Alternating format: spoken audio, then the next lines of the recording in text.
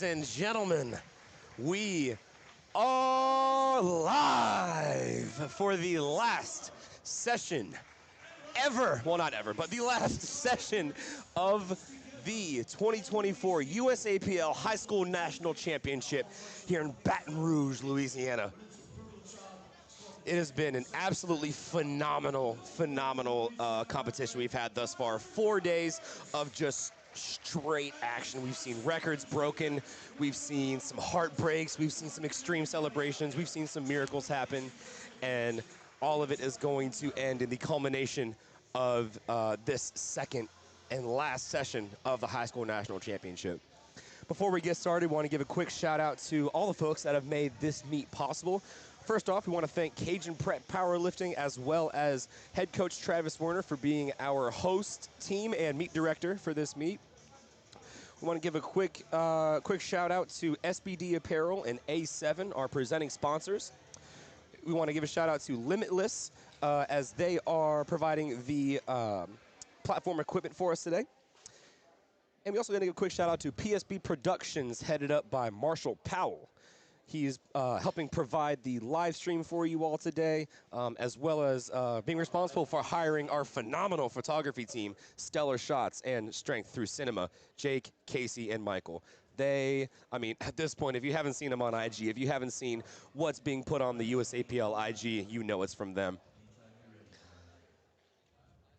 And folks, let's go ahead and introduce ourselves. My name is Nick Stevens Jr., a.k.a. Gainendorf on the track, USAPL coach, commentator, newly minted referee, and coach.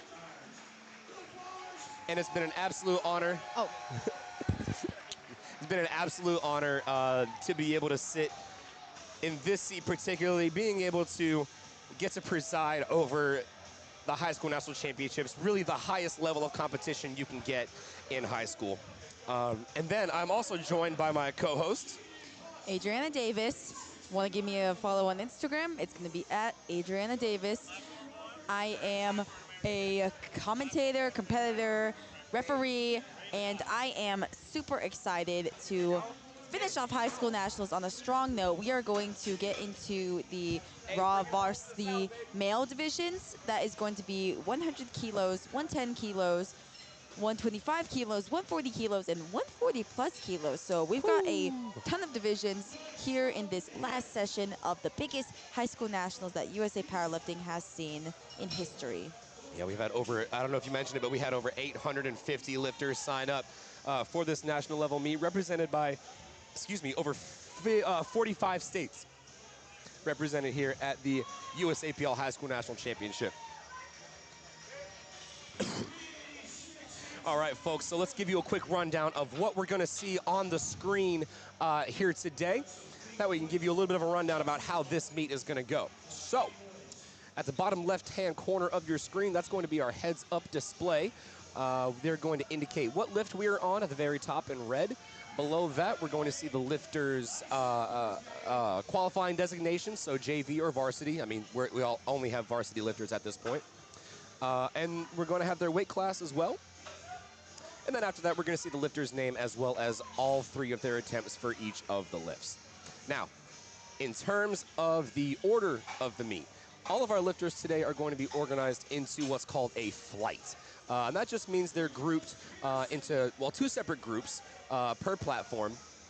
And what's that going to do is that's going to split up the competition just a little bit, make things a little bit interesting. And so we start off. Let's give an example. Platform 3, Lance Kurz.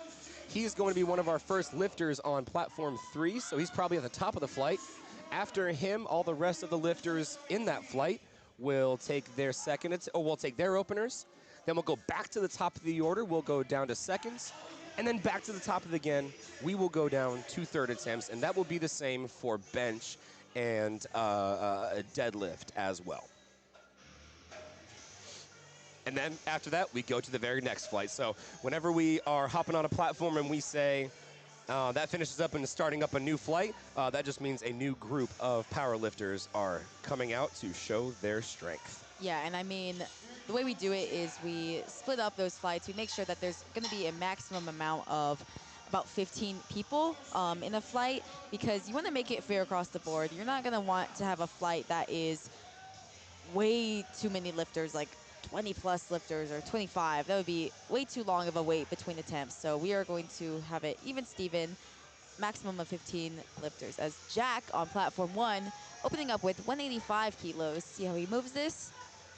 And that is exactly what you want opener, folks. Now, on these openers, we are not expecting major fireworks. We aren't expecting people to, I mean, sometimes it happens, but we're not going to expect people to have all-out grinders on their openers. They are just going to want something that is super light, super easy, something that you could triple is a good rule of thumb on any day, no matter their circumstances, just so they could get on the board in the competition.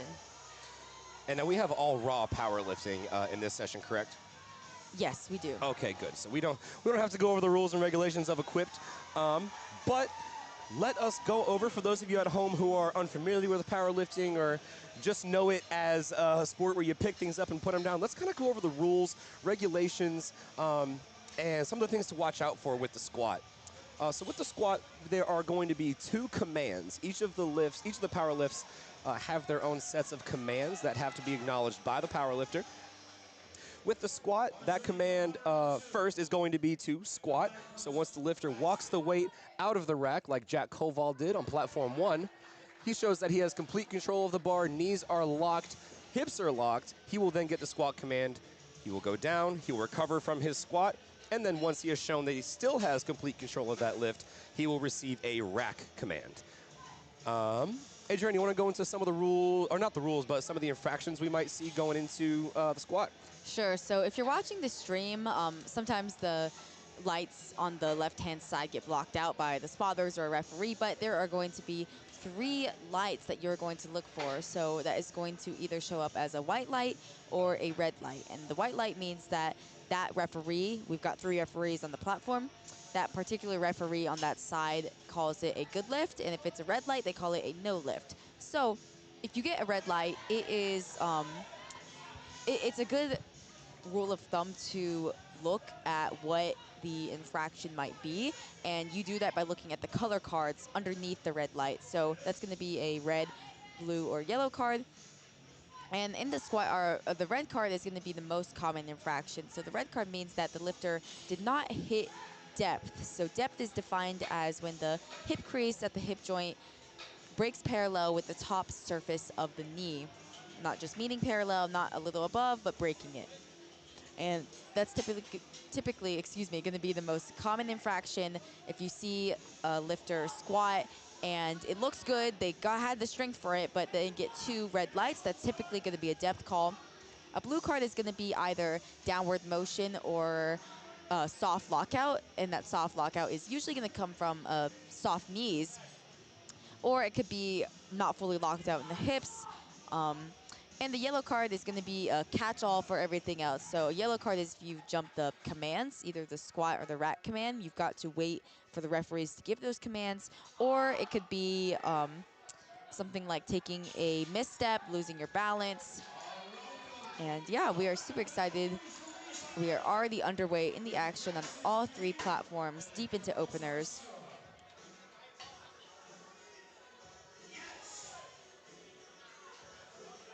Sam on platform 1 stands up with his opener of 195 kilos. That's a good lift.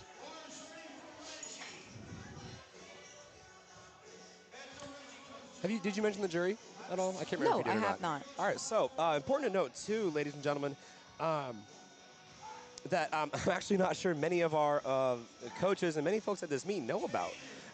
But we do have a jury on staff, and what a jury is a collection of 3 Category 2 judges. And so that means they have sat and officiated on an international stage. And so what they do is basically just like a fact checker, like a double check. So what happens is, let's say a lifter gets 2 red lights and 1 white light.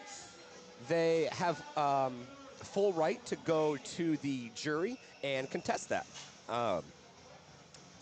Most often that the referees aren't going to overturn that, but every now and then the jury overturns the decision on the platform, and then it becomes a good lift after the fact.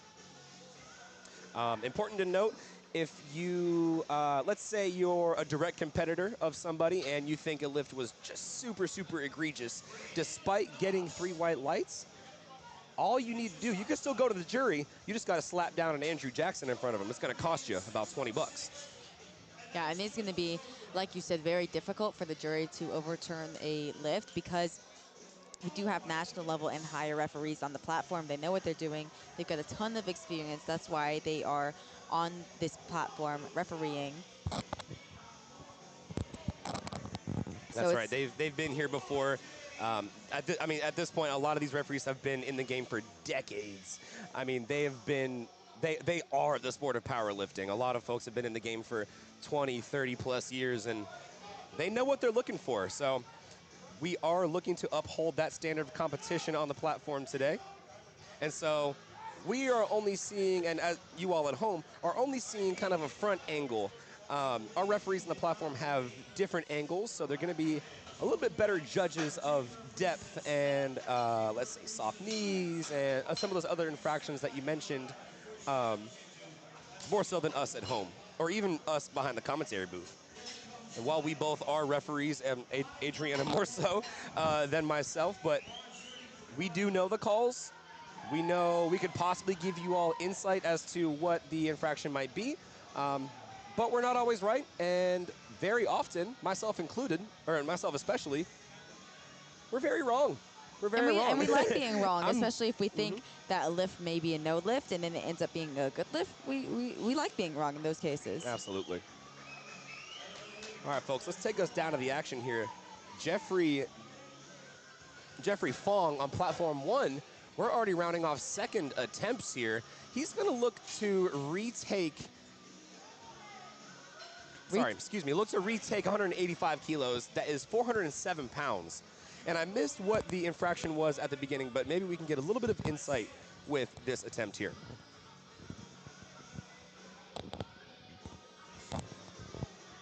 And on platform 2, Wyatt coming out to 267.5 kilos. That is around 590 pounds for his opening attempt. I'm just excited to see where he ends up on his third. And on platform 1, that was a good lift. Jeffrey Fong stays in the meet, gets a squat on the board. All right, bars. Oh, sorry, I was going to say the bar is good. The lift is good for Wyatt on platform 2. Let's go on to platform 3 now. Aeon Hermson representing Nina Powerlifting. Now, Nina Powerlifting, from what I can recall, have already won best team overall for the high school national championships in 2024. They're easily one of the biggest teams we've seen here at the high school national championships between, Whitehall Powerlifting, Elk Mound High School, Boston Latin School. So many large teams here, and like I said, we're represented across 45 states, ladies and gentlemen. Almost one person from every state in the country is represented here in Baton Rouge, Louisiana at the High School National Championship. We have started on second attempts for platform 3. Elliot Roberts, 440 pounds. That's 200 kilos even.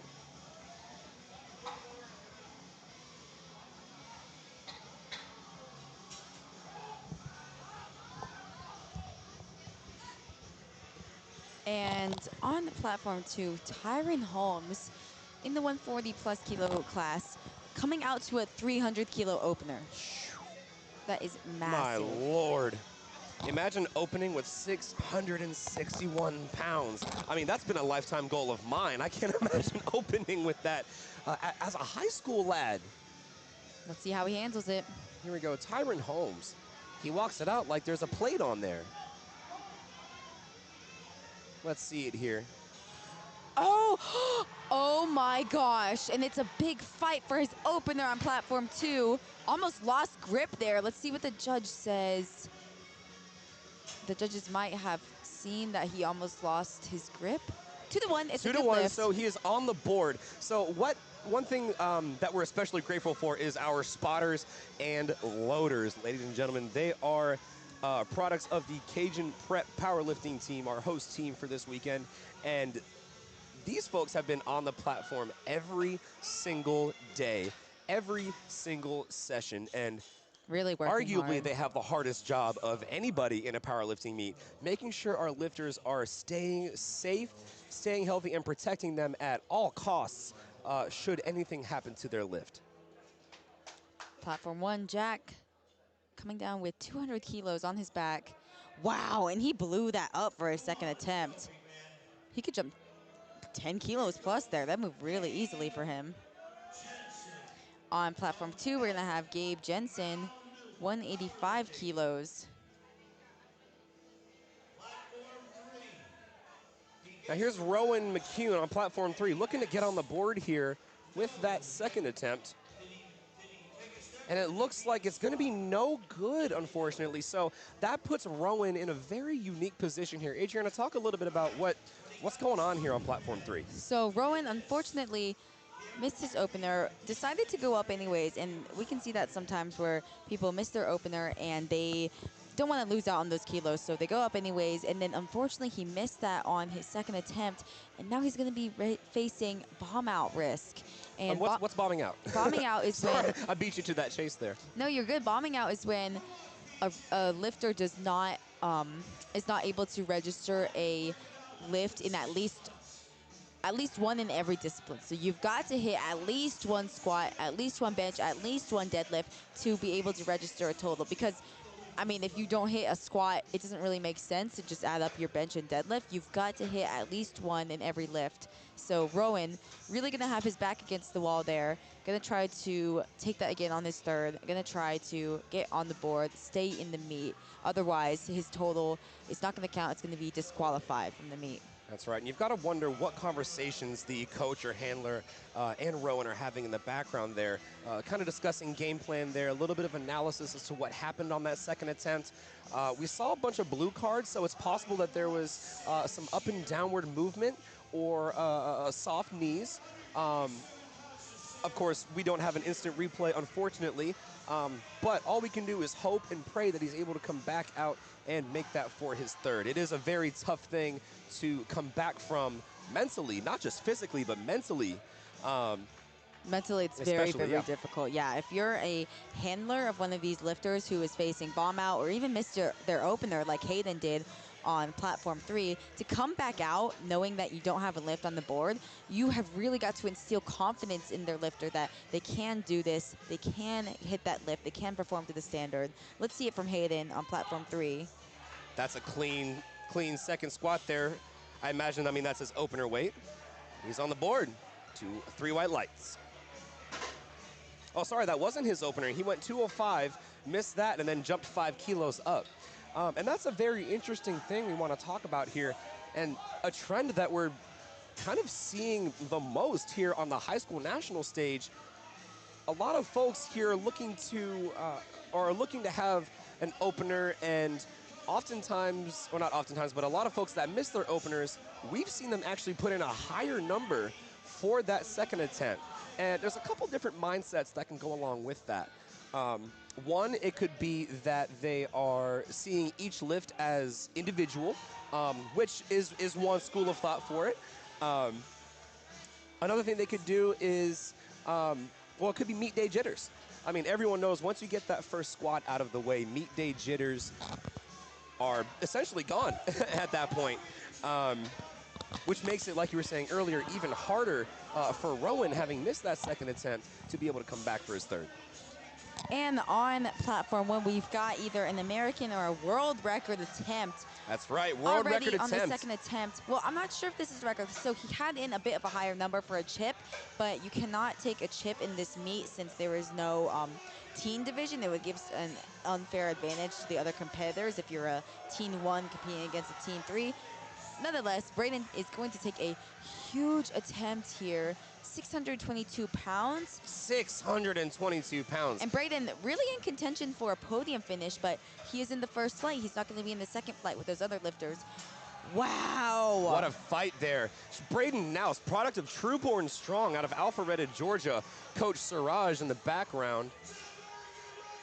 It's an American record. An American record. Can we, I imagine for the junior division, maybe Team 3?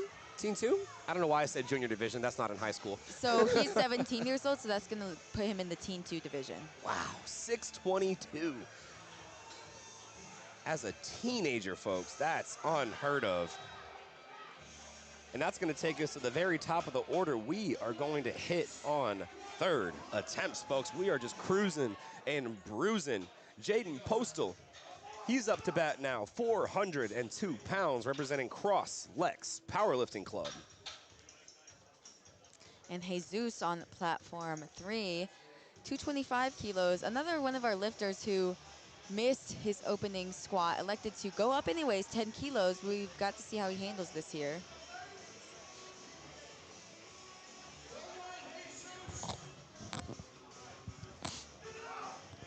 All right, that looked clean enough for me. I wonder, I think it is going to be deep enough. I think it's 2-1. Oh, that is going to be a Oh, no 2 to lift. 1, That is no going to be lift. 2-1. Okay, so same deal here with Jesus as with Rowan, except just a little bit differently here. Jesus missed that opener at 215 kilos, elected to go up 10 kilos, which is a decently sizable jump. Especially if you missed your opener. Exactly, exactly. And now, one thing in powerlifting, we are only going forward and we are only getting heavier. Now, that plays into attempt selection a little bit because once you change your attempt to once you put in an attempt to a higher number and you miss that higher number, you're not allowed to go back down. You can't go back down. You have to hit that weight. And he has hit it. It did look like he came up fairly easy. He's just got to get deep enough.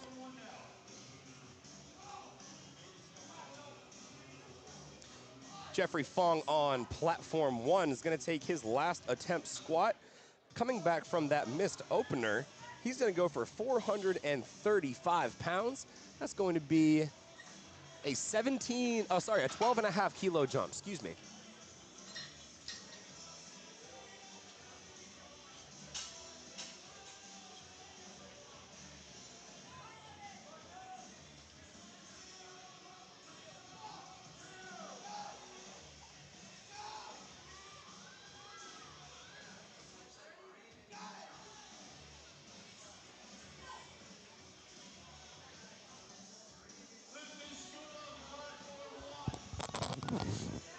All right, gotta get my lifting cast set up over here.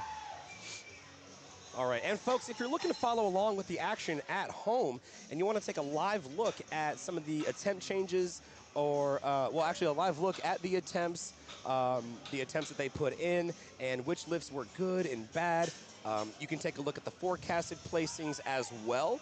Go ahead and type in on Google LiftingCast.com. You're going to want to scroll down to day 4 of the High School National Championships, pick a platform, and there you have it. Here's Jack Koval, platform 1, 440 pounds, and that's going to be a good lift. So far, I believe the only lifter to go 3 for 3. Hopefully, I'll be wrong with Isidro on platform 3 here. And I am another lifter going 3 for 3 on the squat. And on platform 2, we've got Hunter walking out with 245 kilos in the 140 plus kilo class. Looks like he buries it there, and it comes out very smoothly for him. Yes, and Hunter is in our men's 140 plus kilo weight class. Platform 1, big fight there. Is Colin going to get redemption with 205 kilos? And he does, 3 white lights. What did you see that, folks? And now he's able to come back. He kind of has that little bit of redemption going into bench press. Oh, let's see here. Was that a good lift for Aeon on 3? Oh, yes, it was. That's going to be a good lift. Now, folks, let's turn our attention to platform 3, where we've got a little bit of a sticky situation going on here. Rowan McCune. Now, he did elect to go up 7.5 kilos from a missed opener attempt.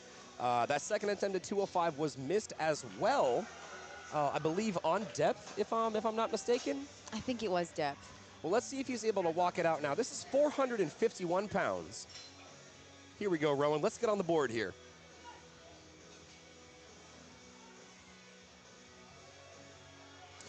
That's going to be a close It's one, borderline. folks. Let's see what the judges are going to say. Look, it took a little bit to get Yeah, a that little rack delay command in as that well. rack command.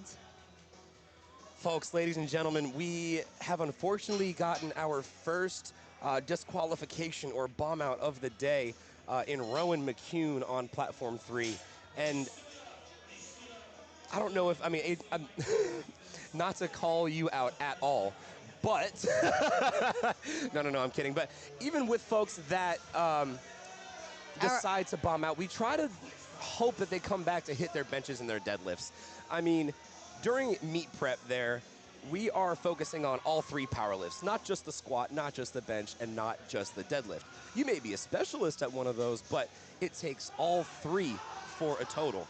And I like to think, you know, you've trained for 2 out of 3 of those lifts. So what if you miss one? Come back for the other 3. Exactly. Let's get some redemption on the day. Yeah, get some redemption, build that high morale, and just ending the day on a high note. I mean, like Nick said, you prepare for this meet, you traveled out here. You literally have nothing to lose. Exactly, and not only that, but it's good data to know. I mean, for you and your coach. I mean, even with those attempts, yeah, squats out of the way now, but now we can put into action our normal attempts without fear of any sort of placing adjustment. And on platform 1, Jack Hayden, opposite of bombing out, ends off 3 for 3 in the squats, hits a 210 kilo squat. And that's phenomenal. I mean, we've seen so many missed attempts, and that's the thing about these competitions. They're completely different from training in the sense that, yes, you could hit big numbers in training, but it's completely different from the platform. You've got to meet the standards, you get to travel, potentially have a weight cut, and it's really phenomenal to see lifters go 3 for 3, especially when not a lot of people are going to. I mean, I think about 50% of people miss their third lifts. Absolutely, and important too. I mean, that just goes to show the understanding that the handler has here. Oh wow, Rex Pauly. Sorry to interrupt myself. 212.5 kilos. Nice grind for 3 white lights. But like I was saying, that's going to lend a little bit more as well to the understanding that the handler and the athlete have with each other. Like we were talking to earlier, that handler is going to be there to advocate for the lifter, inspire that lifter, be sure that they are fully capable for whatever they have to do on the platform. And then on the side of the lifter, they've got to be honest with themselves. You know, you may come into this meet wanting to hit a certain number, and you may try to sell your soul to hit that number, but at what cost? You have a whole rest of the meet. You might lose strength. You might fry your back, and that's only going to hurt later on when we get to the bench and the deadlift. Yeah, I mean, meet day is really about doing what you can on the day, building that total. At the end of the day, making those lifts is what is going to build that total. Some people may say, oh, I'm aiming for this specific number, maybe a big milestone like a 500-pound squat, but by going for milestones or even numbers that you have locked into your mind, by going for those numbers that are potentially out of reach, you're missing out on those kilos that you could gain by being just a touch bit conservative. And good grab there by the spotters and loaders on platform 3. And Elias on platform 2, 287.5 kilos. Y'all, in freedom units, that's 633 pounds. And he came up with it like it was nothing. Good lift for Elias Diaz. Wow. And folks, now we're coming to the end of the flight. And you know what that means. Tyron Holmes is coming up to bat. What a jump, ladies and gentlemen. That's only 10 kilos, but this is 683 pounds. This is massive. On the forecasted total, Tyron Holmes is going to currently lead. I mean, based on the forecasted, he should be well ahead in the 140-plus kilo division. Big fight there on platform 3 from Hayden. That's a big 12.5 kilo jump, and it pans out well for him. 3 white lights. Now, folks, the heaviest weight of arguably the entire meet, Tyron Holmes, 683 pounds. That opener was tough. Let's see. Oh. And that's going to be a no lift there for Tyron Holmes. Now, I'm not sure how many folks are in his weight class or what that margin is looking like, but with that opener squat, it does open the door a little bit for some folks to come in and, you know, shake things up on the platform. Yeah, I mean, I would be thanking the powerlifting gods right now that he got his opening squat. I mean, that second was very tough out of the hole, and his first attempt was tough too. And His first attempt almost looked like a third attempt. yeah, and I'm just glad he got that on the board, because if not, he could be risking that bomb out situation, and that would be such a shame for someone who is forecasted well ahead in first to end up bombing out. So thankfully, he got that on his first. And that just goes to show the importance. We sound like broken records, but it's not about where you start, it's where you end. Your opener is just about getting on the board, getting those nerves off, especially for that first squat, arguably the most nerve-wracking lift of the entire meet. You've got a crowd in front of you. It could be a lot of these kids' first time on the national stage. And Jesus on platform 3. Looking to fight back from a possible bombing out situation. Went up to 10 kilos. This is 225. Let's see if he can hit depth here. That looks good to me, folks. I thought it looked good. Let's see what the judges say. 2-1, it's a good lift. Jesus stays in the meet. And what a sigh of relief. I'm saying, and I mean, we ourselves behind the commentary screen, we're just watching. I can't imagine the pressure just lifted off of Jesus' shoulders now. I mean, he's in the game. He's got a little bit of ways to go to fight back in order to make his way for a podium spot. If I'm not mistaken, Adriana's our numbers, folks, our numbers lady for today. No clue. Okay. I'm being honest here. And folks, when we talk about forecasted totals on LiftingCast, that is based off of what numbers that lifter puts in for their openers, as well as the lifts that were already hit. And so if we're looking at platform 3, for example, their forecasted place or forecasted total would be based off of their prior 2 squats, their third squat if it is deemed a good lift, as well as their openers for bench and deadlift. Yes, and that forecasted total, it's really a useful tool that you can use as a coach, a handler, or even the lifter themselves to kind of see where they stand for the day. Now, the forecasted is not going to tell the whole story. A lot of handlers just choose to focus on their lifter during the squat and bench, and then by the time deadlifts come, pay a little more attention, because forecasted can really be a trap. I mean, someone could be forecasted way ahead, and they end up bombing out, or they end up only walking away with their opener. Tons of different situations happen, or they could even have hit their opener, but it's a little tougher than they expect. They have to take smaller jumps, whereas your lifter, if you open conservatively enough, could take larger jumps, and then you jump ahead on that forecasted total.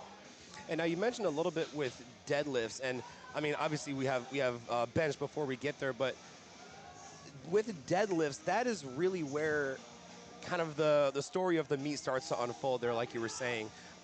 We start to see some attempt changes. Folks that earlier on in the meet say they had a rough go of bench and a good go of squats, they're going to have to make up those kilos for the deadlift, as well as keeping track of whoever else you're competing against. Yeah, it's a very difficult job as a handler, especially if you're in a deep battle like we've been seeing all weekend. You've got to pay attention to often not just one other person, but a multitude of other lifters to see where they at. And you've got to put your lifter in the best position possible to place as high as possible or to meet their goals. And that is why a handler, it's a super high pressure job, and it's really a numbers game at the end of the day. That's absolutely right. Well, folks, we are already on to our next flight of powerlifters on platform 1 and 3. We've got Jack Morowitz. He's going to open up with 440 pounds. And Gray McCurdy, he's about to walk out with 429 pounds. And a phenomenal grind on platform 2. Gavin makes that weight go down. That is going to be a good lift. 3 white and back up. 3 white lights.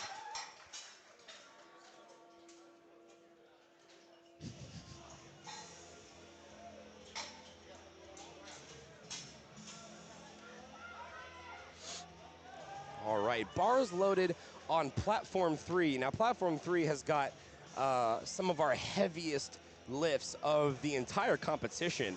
Hunter Davis, representing the Oshkosh Spartans, is going to be going for 518 pounds in the lads' 140 kilo weight class. So that means they would have had to have weighed in exactly or below 308 pounds. Oh, and Hunter, unfortunately, that's going to be a no lift on platform 2. He walks away 2 for 3 in the squats, ending with 225 kilos. Coming right behind is Braxton Smith. And folks, we're just going to keep going up and up and up. 562 pounds are loaded up for Braxton. Shift on over to platform 1 if you can. Andres Carrillo, he's going to open with 501 pounds. Wow. The product of Elk Mound High School powerlifting. Here's Eli on 3. Eli Bickle, he's going to open 451 pounds for the men's 100 kilo weight class, or 220 pounds body weight.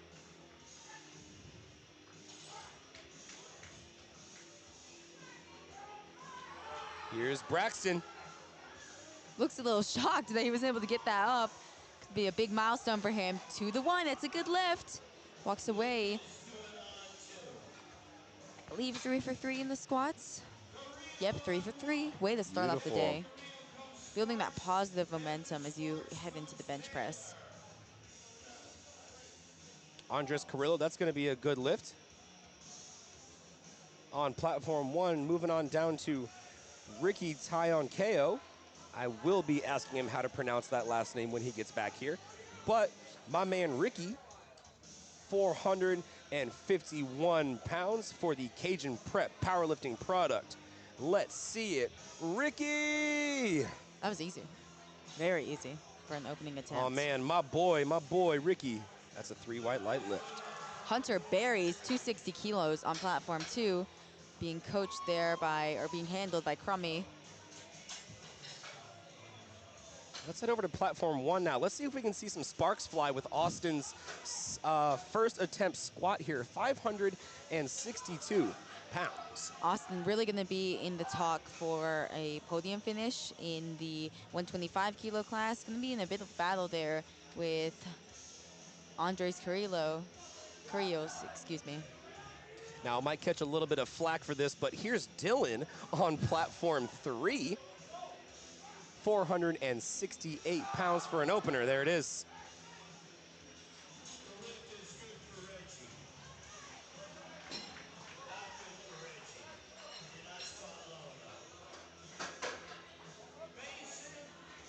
Looks like all 3 platforms are getting loaded up at the same time. Funny timing. Platform 2, Gabe McNeil in the 140 kilo class. Hit his opener, went up 15 kilos, and missed it on his second attempt. Opting to retake it. Smart move, I like that. Hopefully he can get this. All right, Brandon, he's getting under his first attempt squat. The platform is tailor-made for you, Brandon. Let's see it. 275 kilos. 606. Moved like 206. I'm upset. 3 white lights.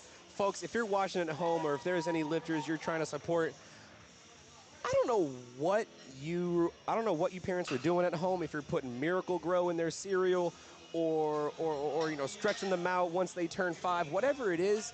These kids are strong, and the future is only going to be stronger. And these kids are in high school. Imagine once they get to that national level, how much of a force they're going to be.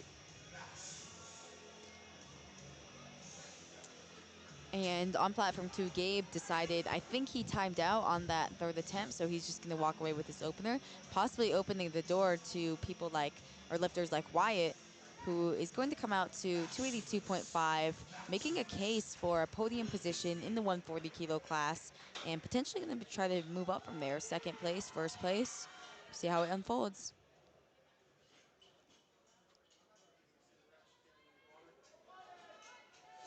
Here's Wyatt. He's going to walk out 282.5. This is 622 for a third. Not as much pop out of the hole on that one. Good grab there by the spotters and loaders.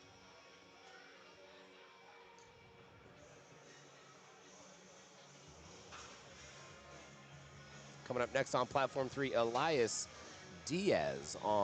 He's going to go for 290 kilos, 639 pounds. Good night.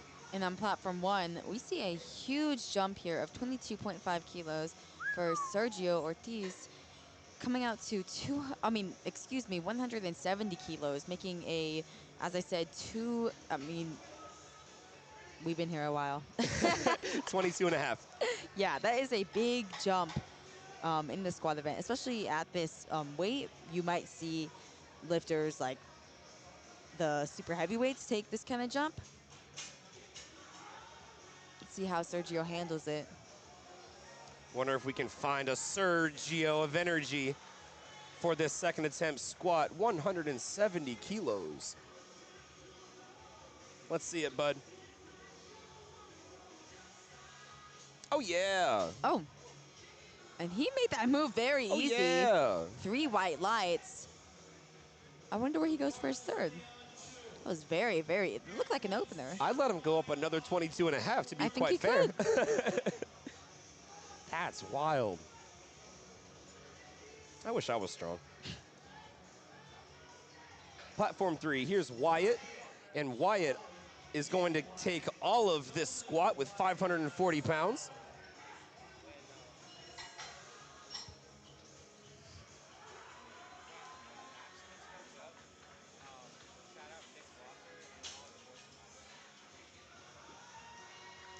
And on platform 2, Jelani just hit a 290 kilo squat, going 3 for 3. That's a huge squat. And now, about to be outdone by Tyron Holmes. 310 kilos. Now, he missed this on his second attempt. Looked like just a strength issue. He had a pretty tough opener. Gonna want to see if he is still coming out for this and if he can hit it. Looks like he is. Bar is now loaded. Here's his post. And it looks like he is. Here comes big Tyron Holmes. Looking to get on the board, adding another 10 kilos to an already monstrous 300 kilo squat. Let's see it, Tyron.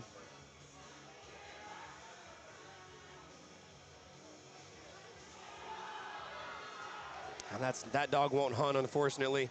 That's going to be a no lift on platform 2 for Tyron. So he's going to finish out only 1 for 3 on the day for the squat. What effect do you think that has going into the bench and deadlift in terms of our standings here? I mean, in terms of the standings, Tyron, if he makes his openers on bench and deadlift, he should be good for the national title. He is well ahead. But, I mean, it does play an effect on you mentally to miss your second and third squat.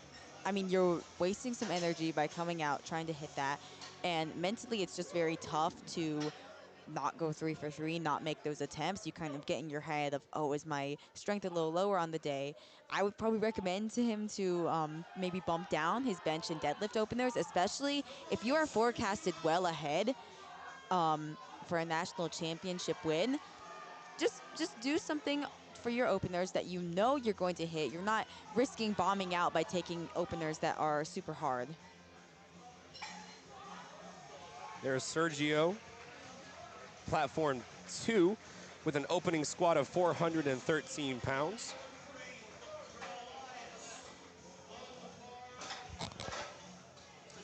And bars loaded on 1 for Ashton Kuhlman. He's going to go for 435 pounds. That's 197.5 kilos.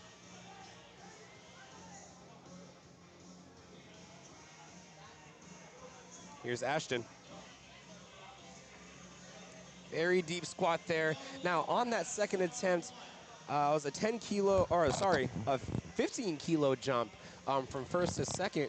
Now, I imagine that was a little bit too big of a jump there. Unfortunately, we're not able to knock down the weight, so he kind of has to hit that lift in order to go 2 for 3 on squat. And that's why, I mean, especially we've talked about the openers, you want to hit something you know you can get on the board, but I would recommend that for all of your lifts, especially your second attempt.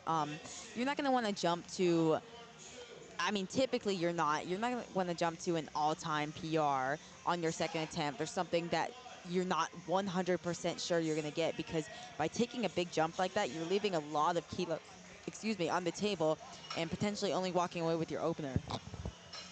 Now let's take a look over on platform 1 here. Jack Morowitz did not make that opener, still going up 7.5 kilos, which is no size, a very sizable amount. That's about 15 pounds. And he finds his way up on that one. Now, will it be deep enough for our referees? And is Jacob Morowitz on the board with 207.5.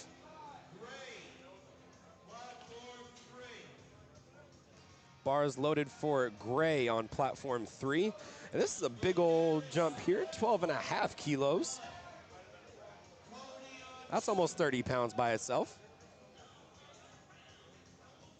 And Cody Signs on platform 2.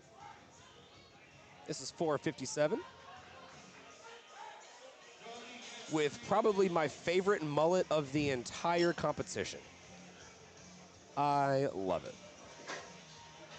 Edward Madaris on platform 1, going up an average 10 kilo jump to 225 kilos, 496 pounds. With this, he's looking to take his third attempt squat into the 500 range. And on platform 3, we've got Eli Vickel going to come out to 217.5 kilos. Now, Eli is in the 100 kilo class, in a bit of a hunt for a top 5 placing in the class.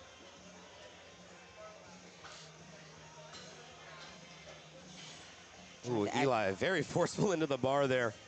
Almost moving the rack off the platform there. Yeah, these lifters really bring the intensity, the focus to all of their lifts. Yes, a lot of these lifters have trained for months and months, some 3, some maybe even 4 months, just to make it to this national stage. So they're putting their hearts and their bodies on the line to do what they were designed to do through all of the hard work prior. Yeah, and that was a good lift on 3. And yeah, like you said, a lot of these lifters have been training specifically for this competition for about 3-4 months. But I mean, powerlifting is really a long game sport. A lot of these lifters, even though they are young, I would imagine these lifters that are especially squatting in these heavier weights did not just start powerlifting in general 4 months ago. A lot of them have been training for up a year, 2, maybe even 3 years. And it all comes together here on the national stage.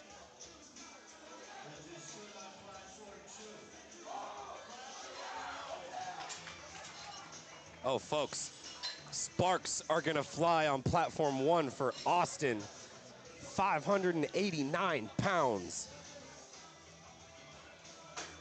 And he is a 125 kilo lifter, so he, at most, weighed in at 275 pounds. On platform 2, Dustin Wirtz going to open up with just under 500 pounds, 491 pounds here, 222.5. That's a good lift for Austin on platform 1. 12.5 kilo jump. I imagine he's probably got about another 5 to 7.5 kilos left in him to add to the total. Now on platform 1, Jacob Mankiw in the 125 kilo class, in a bit of a battle here for potentially the national title with Brandon Taylor. Now, currently on forecasted total, he is about 20 kilos behind. But hey, if Brandon misses 10 kilo jump on squat, 10 kilo jump on deadlift, then Jacob will be right there.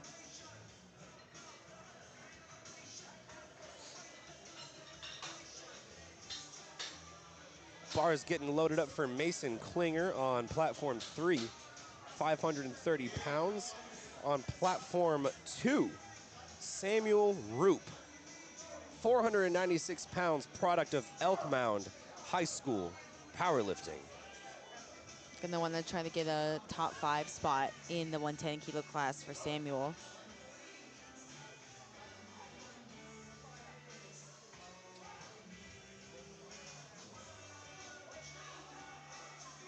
Jacob with a phenomenal second attempt. Moved just about as a second attempt should. That's 628.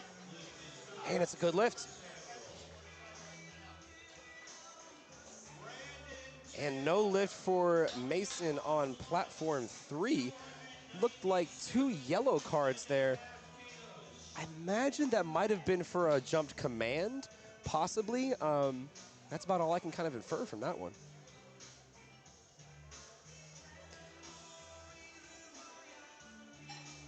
Bar is loaded for Brandon Taylor. Platform 1, 655 pounds.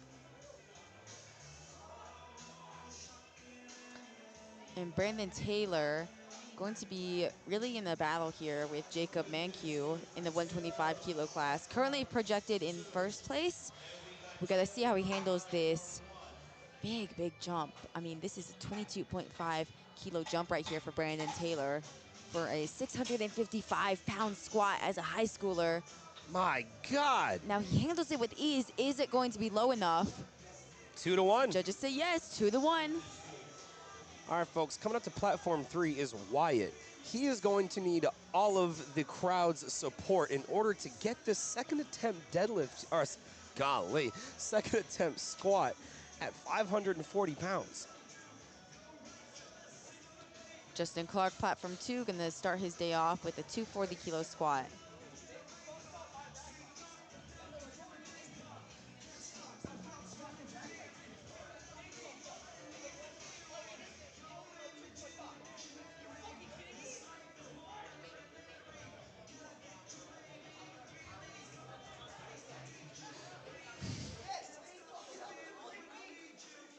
Oh, and Wyatt stays in the meet, 2 to 1. Good lift on platform 3.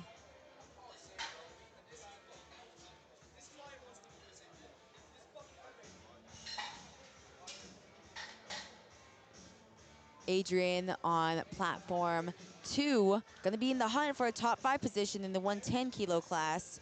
240 kilos is gonna start off his day.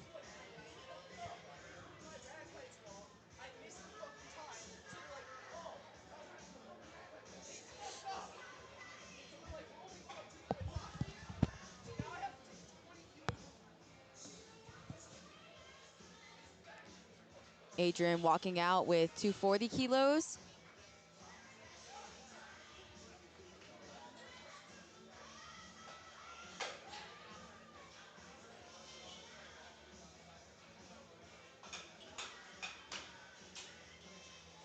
On platform 1, Jeremiah walking out with 195 kilos. Relatively big 15 kilo jump here. See how he handles it. Oh, and it's a fight. Can he fight through it? And he doesn't. Ooh, good catch from the spotters there. Almost tipped over his neck. No lift, but he ends the day 2 for 3 in the squats.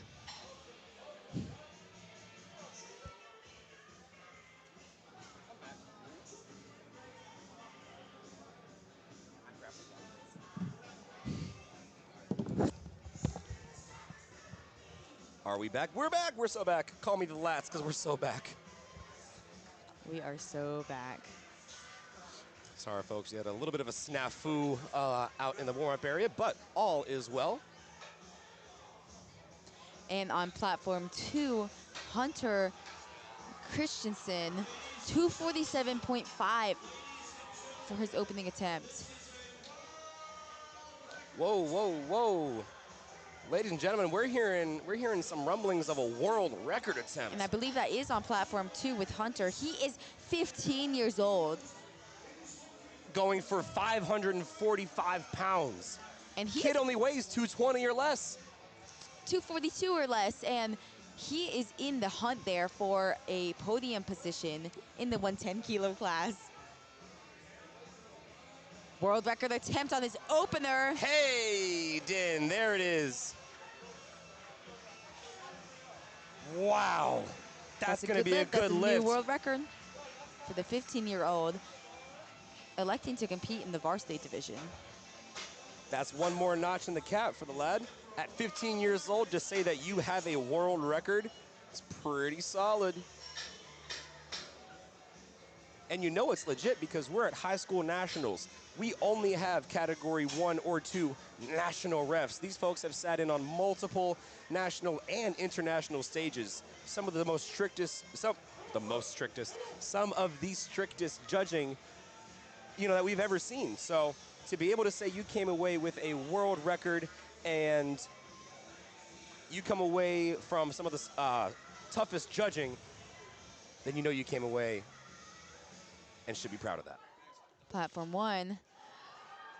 Ooh, fights through the sticking point. I believe that's going to be a good lift for Darian. 3 white lights it is, and he missed his second attempt, elected to go up 10 kilos anyways. It's a very bold move, Cotton. Yep, it was a very bold move, but it paid off for him. And now all eyes on platform 2. Blake went really a superstar in the 110 kilo division, going to be opening with 270 kilos. That is 595 pounds. We are in the 110 kilo division. Forecasted ahead in the 110 kilo class. And folks, looks like we're coming up on third attempts on platform 3. And after this, folks, these are we're on to our second flight of lifters on all 3 platforms. After this, we are going to take a 10-minute break in between so that we can get set up for the bench press, give our spotters and loaders a break. And my mouth just dropped. Blake moves 270 kilos with ease on his opening attempt. Where will he end up by his third? That is really the question here. Platform 1, Jack gets a good lift, 3 white lights, ends off with 215 in the squat.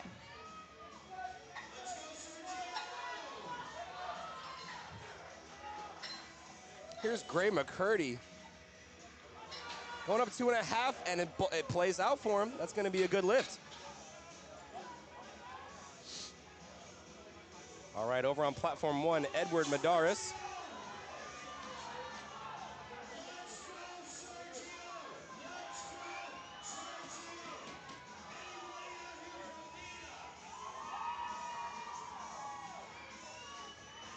And on platform 2, Sergio getting set up with 202.5 kilos, 15 kilo jump for him. Oh, buries it, but I think he might have buried it a little too much there. No lift for him.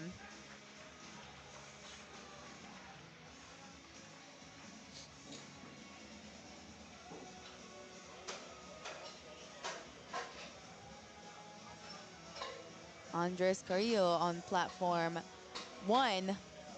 Missed this on his second attempt, electing to retake it. He needs these kilos. He's gonna be battling for a top 5 place in the 125 kilo class. And that's the thing, when you jump a relatively big jump, something like 15 kilos, it could be dicey if you end up missing it on your second. You're gonna wanna take a second that you know you can hit. Hopefully he can get this on his third attempt.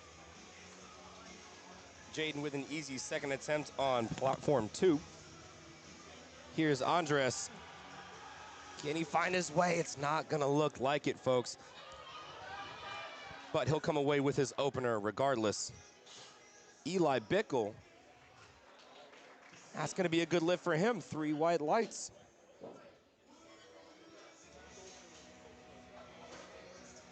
And on platform 1, Austin Sparks in that 125 kilo division, looking to end off over 600 pounds. 275 kilos, that's 606 pounds.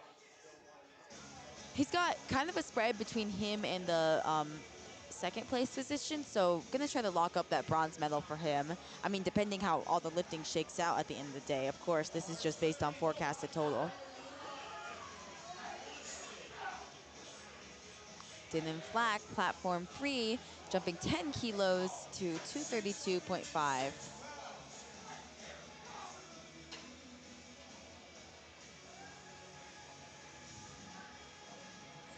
Austin Sparks looking to make something happen here on platform 1. 606 pounds. A little bit of delay in the squat command. Oh, he hit that hole super hard. Yeah, it was tough to come out of that one. That's okay. He'll come away 243. Now Jacob Manque coming up to platform 1 right after him. 290 kilos, 639 pounds. And if I'm not mistaken, Jacob Manque with this one will put him into forecasted second? Yes, I mean, he's currently in, forecasted second. his forecast total would be 695 if he gets this lift. And he's a little bit behind Brandon Taylor, but hey, you never know what can happen. Brandon could end up missing lifts. Lots of things could happen between here and the end of the competition. Let's see Jacob hit this huge 290 kilo squat, 639 pounds.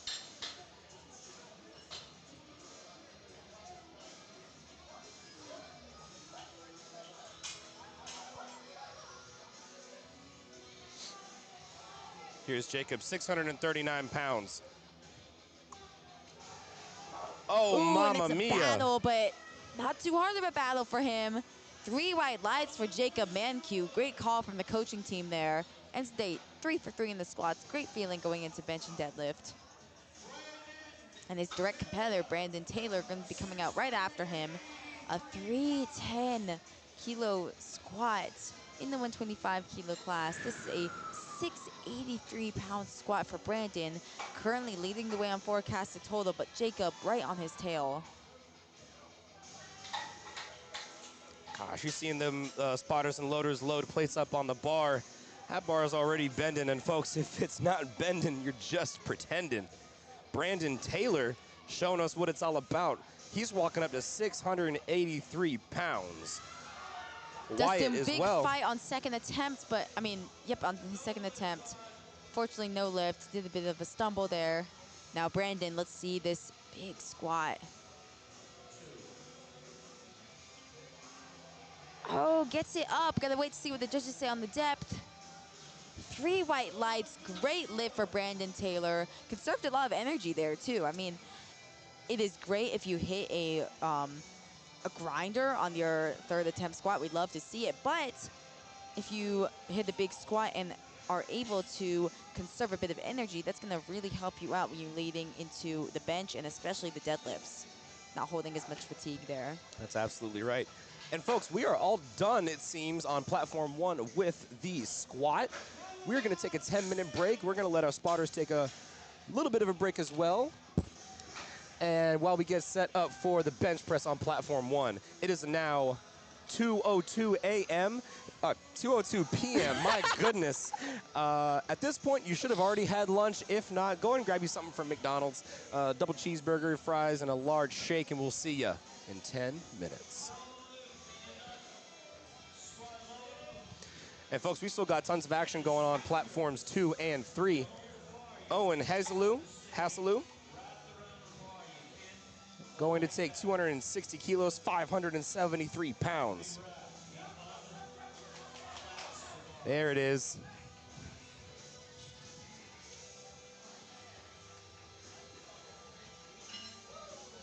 Owen ends the day 3 for 3. Fantastic lifting from him so far. Kind of slated to be in that third place position in the 100 kilo class. Landon Taylor, platform 2, taking a 20 kilo jump to 245 on his second attempt. Now here's Quinlan Beachy.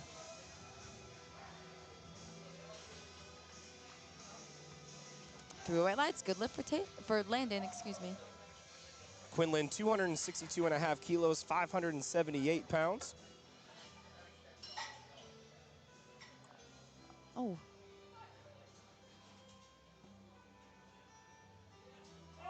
Oh, wow, and it's Very a fight deep for him. Wow. Wow, that was a good third attempt there. 3 white lights for Quinlan. Interestingly enough, because he ended up taking a 2.5 kilo jump from his first to second, and then a 20 kilo jump to his third. Some sort of miscommunication mishap there, but it pays off.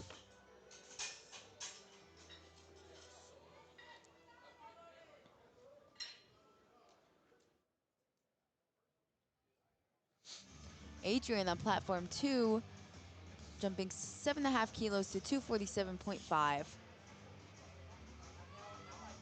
Oh, a bit of work out of the hole. Through our lights, good lift for him. Platform 3, Patrick's. Unfortunately, that's going to be no No lift lift for at Patrick. 265. Now, he did only jump 5 kilos and then missed it on strength, so he didn't leave too many kilos on the table there.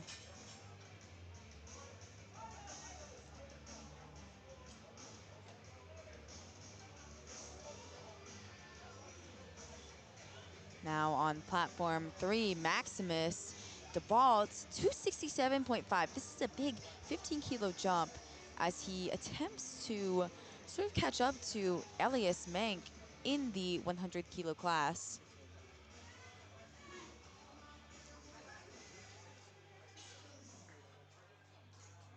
Three white lights, a good lift, and the big 15-kilo jump pays off for Maximus, hitting 590 pounds.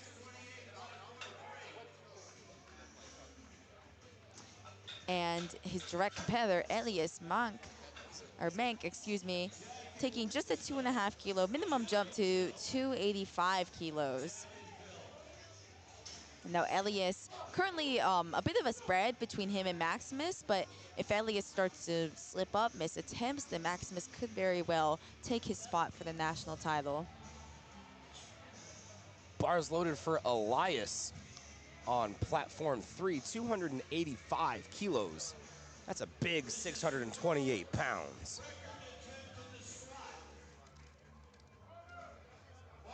Oh, can he fight through that sticking point? Big grind on platform 3, and it's just not gonna go, unfortunately. He does walk away with not too far behind that squat that he just attempted. He walks away with 282.5. And on platform 2, I believe Gino has announced that this is a world record attempt, 257.5 for Hunter Christensen. Yeah, kid's just 15 years old, attempting 257.5. Oh, and it's a fight, it's a battle that he's got to go through, and he comes out on top. What did the judges say? 3 white lights, ladies and gentlemen. That's gonna be a good lift. And folks, we are all finished with our action on platform 3. We're gonna move into the bench press and take a 10-minute break. It is 2 o'clock, just after 2 o'clock, so if y'all haven't eaten, man, at this point, turkey sandwich, whole wheat, add a little bit of mayo, and we'll see you in 10 minutes. Don't go anywhere.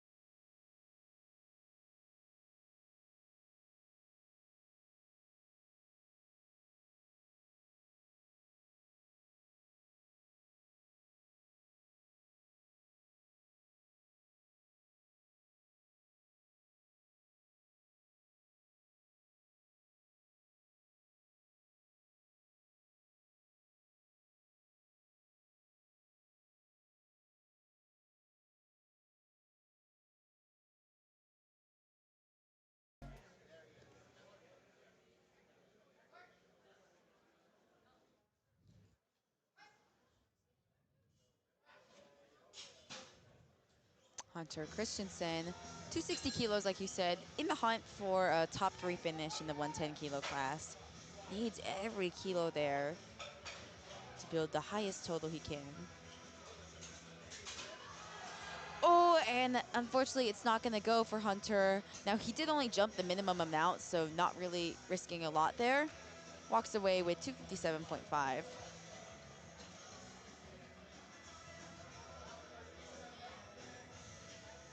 Caleb took that 15 kilo jump to 270 kilos, missed it, and he put in a bit of work, and then he unfortunately took a stumble on his second attempt. Just looking to repeat this now. We talked about if he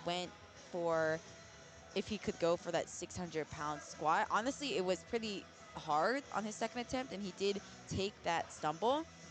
So I like this call to just repeat it. Just try to get in that third squat.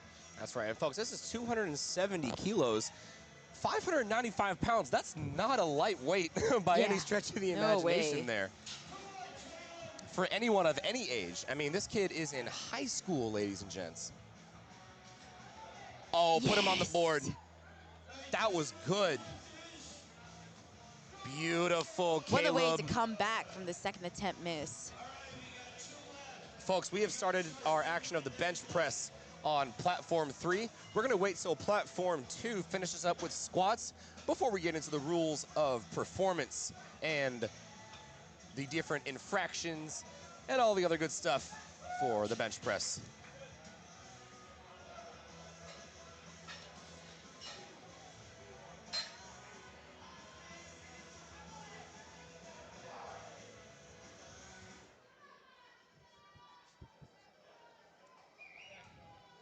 All right, now Justin Clark, 275 kilos. Now that's a super, super pretty number to have on the total. 606 pounds, crossing over the 600-pound barrier as a high school raw powerlifter. This is a big jump, 17.5 kilo jump. See how he handles it. Wow. Wow. And what a great call for his third that was attempt. even 7.5 kilos all the way up. Maybe he's used to that. Yeah, that was a phenomenal showing from Justin Clark. I mean, missing that or making it was really crucial for him to stay in the hunt for potentially a third place finish or top 5 finish in the 110 kilo class. And now Blake went. Now, folks, we've got our last squat of the day of the high school national championship. And I believe, I might be mistaken, but I believe this is going to be the heaviest squat ever we have seen in the entire meet. From a raw lifter, nonetheless. Yep. The highest weight we've ever seen is 683. This is 694 pounds, folks. Blake went. He's only weighing 242 pounds or less, 15 kilos. Oh my goodness. Let's see him do it. I'm gonna lose my mind if he hits this. Oh man, oh man. Unfortunately, that is a no lift for Blake, and that is kind of the risk that you take by hitting an easy, I mean, his second attempt was relatively easy, taking a big jump from there. It's hard to gauge how much you have when you're taking a big jump like that. Now, unfortunately, he doesn't make that attempt, but he does walk away with 300 kilos and still projected well ahead in the 110 kilo class. And that is good to hear. Well, folks, we're all done with the squat. We're all finished with squats are done. No more squats. No more squats. For the 2024 High School National Championship. We're going to get set up for the bench press on platform 2. For those of you watching at home, don't go anywhere. We'll see you in a bit. And if you've been watching on platforms 1 and 2, we're into the bench press. Platform 1's already on second attempts with the bench press. Yep. And now that we are on the bench press, let's go over some of the rules, regulations, the commands, and all of that good stuff that we can watch out for as we see our lifters hit the platform. So with the bench press, it is going to be the most complex of the 3 lifts in terms of things to satisfy in order to receive certain commands. It also has the most commands. There's 3 commands compared to the 2 on squat and the 1 for deadlift, but we'll get to that later. The first attempt, or the first command that you're going to see is a start command. So that will only come after the lifter unracks the bar, has straight arms or straight elbows, maintains 3 points of contact with the apparatus, so shoulders, hips, as well as the feet. After the referee sees that all of that has been satisfied, they'll receive that start command. Lifter then descends the bar to the chest, ultimately to complete motion stopped. And once the referee sees that that motion has ended, you'll receive that press command. From there, you have to try and press the bar all the way back up, locking out the elbows, keeping those 3 points of contact. And then only after showing complete control of the lift, after that, with those elbows locked, will you get the rack command. And Adriana, can you tell us a little bit about, from the referee side, what we're looking for in terms of, like the most common infractions that we'll see for the bench press? Sure. So as we have in the squat, we have color cards on the bench. So that's going to be a red, blue, and yellow card. So a blue card is going to be same as the squat, either for downward motion or soft lockout. And in the bench press, soft lockout is going to constitute having soft elbows, either at the start or the completion of the lift. And the yellow card is going to be kind of a lot of different things. That could be given for jumping a command, for lifting your butt off the bench. That's a common infraction, lifting your foot off the bench. And the red card is our least common one.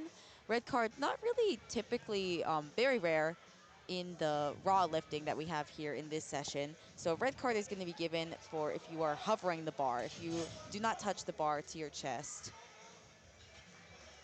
Jesus, oh, sorry, I didn't know if you were done. No, you're fine. I was done, but I was just going to say that Jack on platform 1 taking a 5 kilo jump to 110 kilos. And we're not going to see super big jumps in the bench press. Just because it is a lift where the absolute load is not as much as it is in the squat or deadlift. So percentage-wise, a 10 kilo jump per se, that could be relatively common in the squat, whereas in the bench, that would be considered a big jump depending on what load you're taking. Exactly. And there's a lot of physiological reasons and scientific reasons that there are to explain for that, but at the end of the day, it just is what it is. Now, Judah looking to be the victor of this second attempt bench here at 110 kilos, 242 pounds.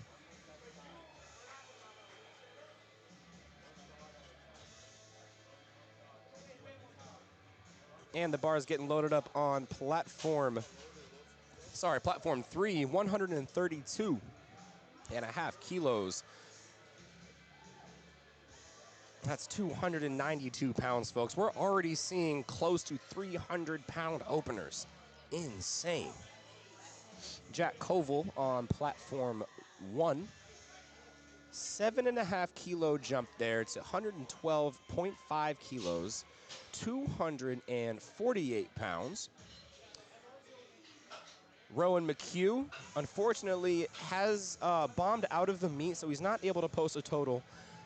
But he is coming back for the bench press. He did have a good lift at 292 pounds. So good to see him go and finish out the rest of the meet. Like I was saying earlier, you prep for all three power lifts, not just the squat, the bench, or the deadlift. And so when you bomb out on either of those, it's super important that you keep your head up, because at the end of the day, it's not that deep, I promise. There will always be more meets. There will always be more opportunities to get better. And some of the strongest lifters in the history of powerlifting have all bombed out at least once. I haven't bombed out yet, but that's also why I'm not anywhere near the top. But all of this to say that it's going to be a learning experience for sure. And important to remember, folks, these are high school lifters. Everyone is between the ages of 13 and 17.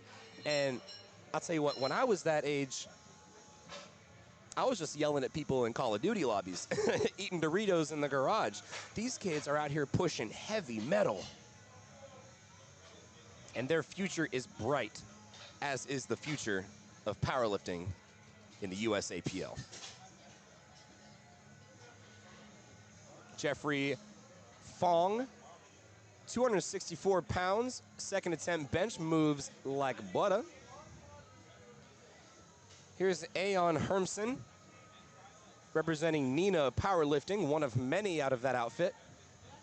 This is going to be 242 pounds.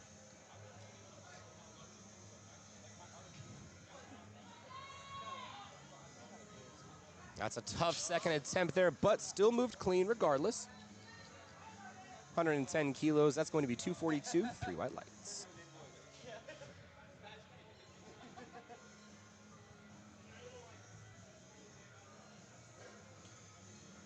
Bar is going to be loaded up next on platform 1 for Colin Albrecht, representing Winneconne High School. That's going to be 100 kilograms, so 125 kilograms, so 275 pounds for the men's 100 kilo weight class. Now, ladies and gentlemen, you're seeing someone kind of stand over the lifter and then quickly back away. That is the back spotter. And their job, especially in the bench press, is to provide a liftoff for our power lifters in the event that they need some assistance getting the bar out of the rack. It is personal preference for the lifter, but those back spotters have a very, very important job because that unrack can be very, very crucial for the continuation of the bench press. You don't want to drop it on the lifter. You don't want to take it out too fast where they're not ready. But on the flip side of that, it is the responsibility of the power lifter to let that head spotter know exactly how you want that liftoff. I'd imagine it would take probably 5 to 7 seconds, say a quick few blurbs, and that way you're not sitting there yapping to this back spotter. You can get to setting up. And here's Sam Shear, 130 kilos. Oh my God, showing sheer strength on that one. 3 white lights. Elliot Roberts, platform 3, 115 kilos, so a 2.5 kilo jump.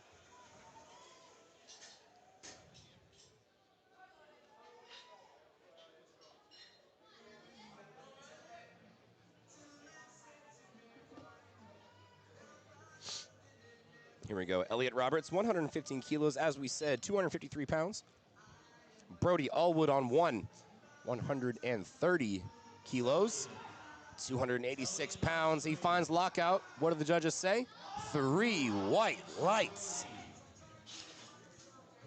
Let's see, Elliot Roberts. That's going to be a no lift on that second attempt there.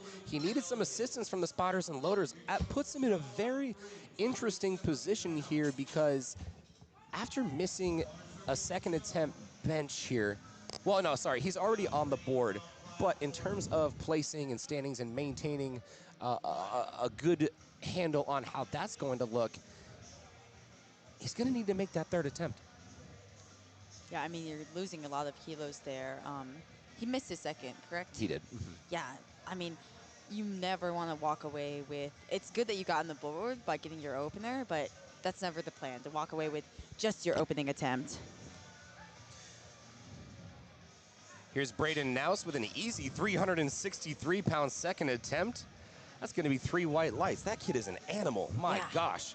We see Joel Chong on the corner there coaching, one of the coaches for Trueborn Strong out of Alpharetta, Georgia.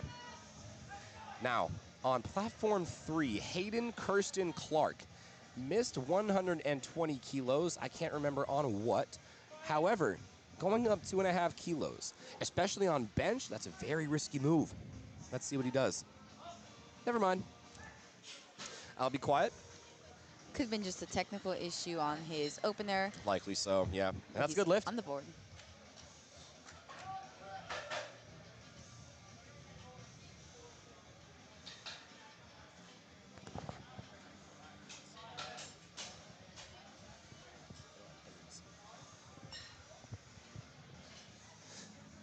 Here's Caden Genrich. Oh, not able to find his way off the chest there. And now, folks, I hate to say it, and I hope I am wrong in acknowledging this trend, but third attempt bench is, statistically speaking, the most commonly missed lift of all 9 of the lifts. I think the second being third attempt deadlifts. Reason being because these power lifters are trying to put precious kilos onto the total. Like you were saying earlier, it's a less absolute load. And in terms of your grand total, it only makes up about 20, 25, maybe even 30% if you're a really, really good bencher.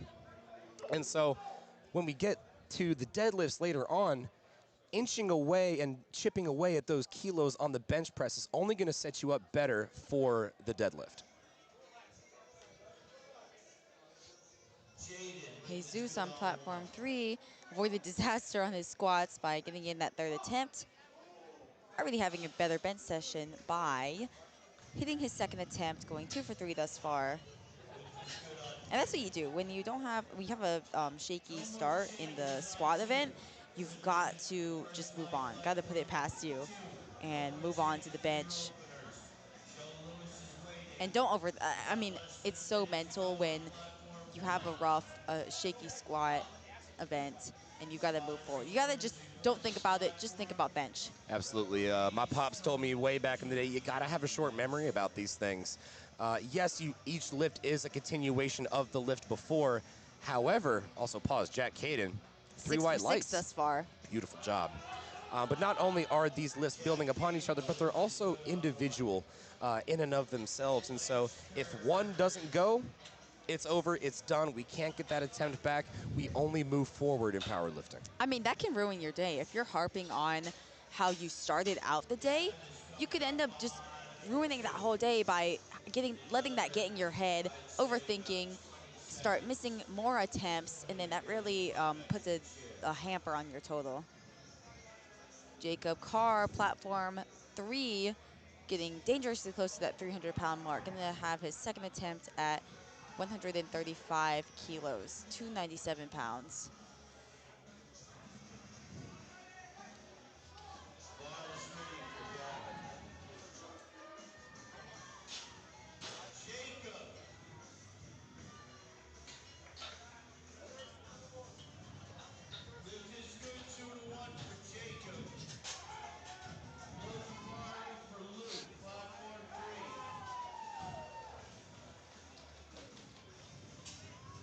Luke on platform 3, getting set up with 140 kilos. We're in the 100-kilo class. Judah on 1, already on third attempts on platform 1, getting set up with 117.5 kilos. And ladies and gentlemen, on platform 2, welcome back to the action. Glad you can join us for the bench press.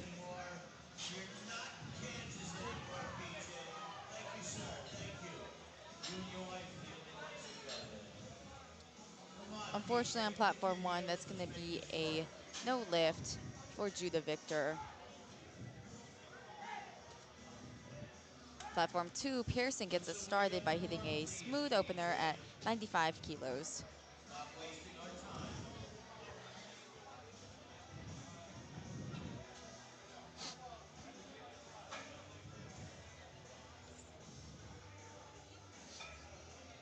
All right, we've got Gabe Jensen coming up to platform 2, representing Elk Mound High School Powerlifting.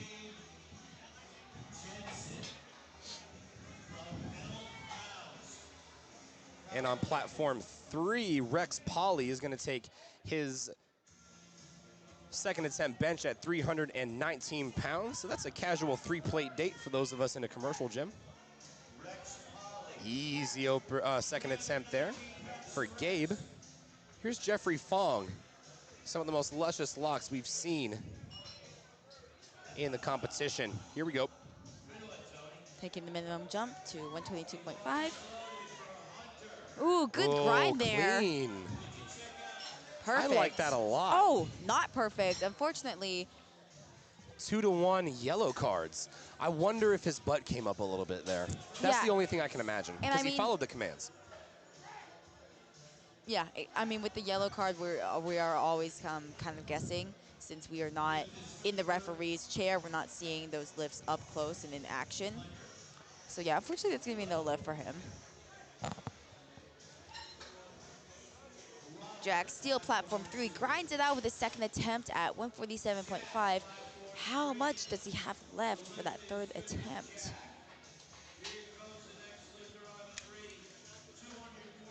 On one, Colin, 125 kilos.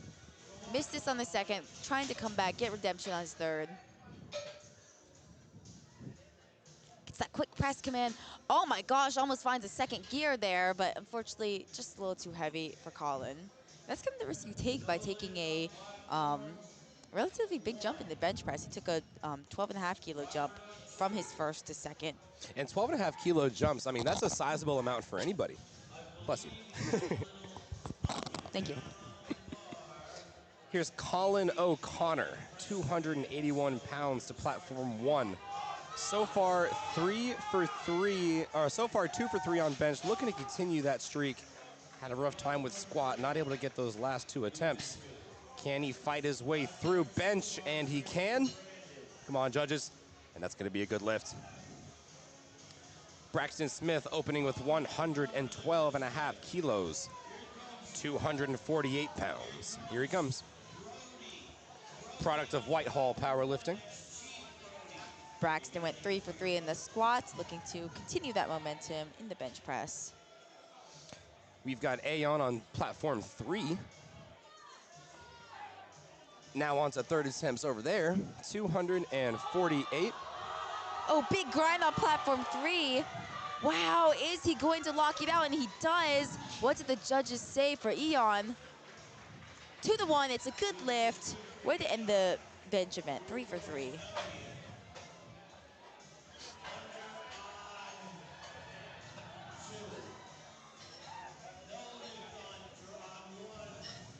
Platform 1, unfortunately, that's going to be a no lift for Brody. Still walks away 2 for 3 in the bench. And not coming right behind, hoping to see some sheer strength out of Sam. 303 pounds for the Nina Powerlifting product. Elliot Roberts on 3, missing that second attempt, looking to retake 253 pounds.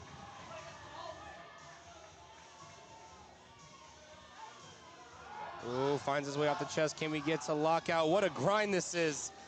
And not gonna go, unfortunately. Only coming away with his opener. That does have a little bit of an effect on how we go into our deadlifts. I wonder if they're thinking maybe we need to get those kilos back on the deadlifts. Maybe we just take what's there on the day, which is generally what should be done. But we never know. We will see when we get to deadlifts. And Elias on platform 2, 140 kilos for his opening bench, 308 pounds.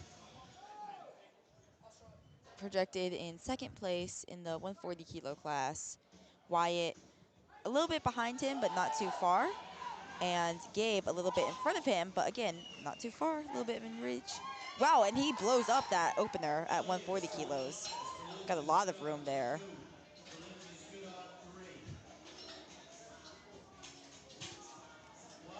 Braden House will drive you crazy because he wants to rock and roll all night. 380 pounds.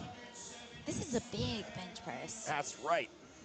And so far, Braden having a great day. Yeah, Braden hasn't missed a lift yet, and he is, interestingly enough, in contention for a top 2 position in the 110 kilo class behind Blake Went. Let's see how he moves this.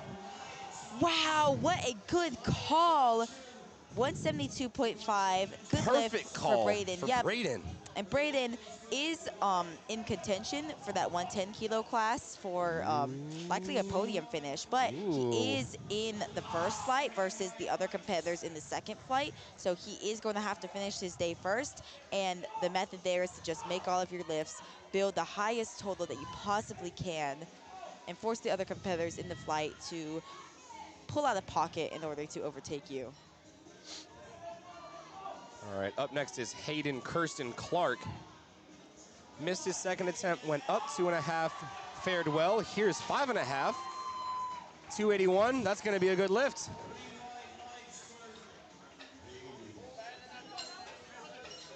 And we are on to, if I'm not mistaken, our second flight of powerlifters on platform 1 for the bench press. Fast takedown on platform 1 for Darian. Oh, I think, yep, 2-1. That's a good lift. Got a yellow card there. And Jelani Payne on platform 1, 160 kilos. Jelani kind of slated for the second place position right now, but he needs these extra kilos. Oh, is he gonna be able to lock it out? Unfortunately, he does not. And I believe I had the wrong lifter up. That was Lance on platform 3, unfortunately, missing his third attempt. I was looking at the wrong platform. Jesus Ariola avoided disaster in the squat, came down to his last squat in order to stay in the meet. Now looking to go 3 for 3 in the bench. Redemption for the day.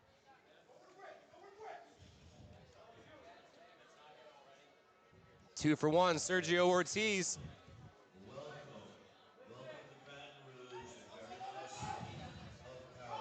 Yes, Jesus. No On wrist straps platform either. 3. Yeah, no wrist straps, no problem. Redemption from such a shaky start in the squats, only going 1 for 3 in the squats, turning that around and going 3 for 3 in the bench. And that's exactly what we want to see. If a lifter has a shaky start, we want them to come back, potentially lower their openers, just get on the board, and really execute the rest of their attempts. End the day off strong.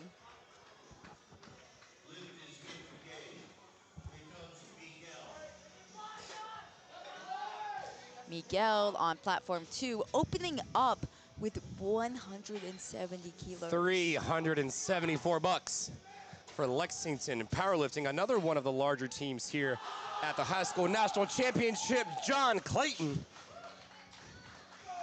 finds his way up, and it's a good lift.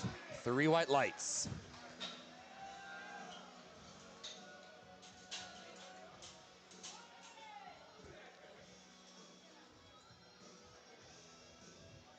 And Luke on platform 3, gonna come out to 140 kilos. Missed this on his second attempt. Not quite sure what that was. Gonna try to get redemption, get it on his third attempt. Miguel is getting set up for 170 on platform 2. Oh, Luke fights up the weight with 140 kilos. Judges say. Still waiting to see what the judges say. A little bit of anticipation. And Miguel on platform 2, as we're waiting, blows up 170 kilos. And unfortunately on platform 3, that's gonna be a no lift for Luke. He got yellow cards there. Not exactly sure what that was for. That could have been jumping one of the commands, especially since the front judge gave it, or it could have been for heaving. So once you take down the bar to your chest and you get the press command, you are not allowed to bring the bar back down because that gives you an extra bit of advantage there. So not sure what that quite was for Luke, but he does walk away with his opening attempt. And now on platform 2, Tyron Holmes had a shaky start in the squats, but he is forecasted well ahead in the 140 plus kilo division. Basically just needs to make one lift in every discipline. See if he can on bench, and it's a little bit of work, but he gets that attempt at 170 kilos, or should get that attempt. Yes, he does. Now Tyron, kind of what we talked about earlier. I mean, Tyron is really slated for first here. He's well ahead of the next competitor. And I mean, the opener, it was a good opener. It was smooth, but it was a little bit tough. It kind of looked more like a second attempt. What I would recommend to coaches who have got a lifter who is very well ahead of their competition, I would just lower those openers. Just get something super easy on the board. Make sure that you are not going to risk bombing out, because that would bring on such disaster to be forecasted well ahead and then end up being disqualified for the competition. But that's not the case for Tyron. He's on the board and forecasted well ahead. Gavin on platform 2 hits 95 kilos on his second attempt.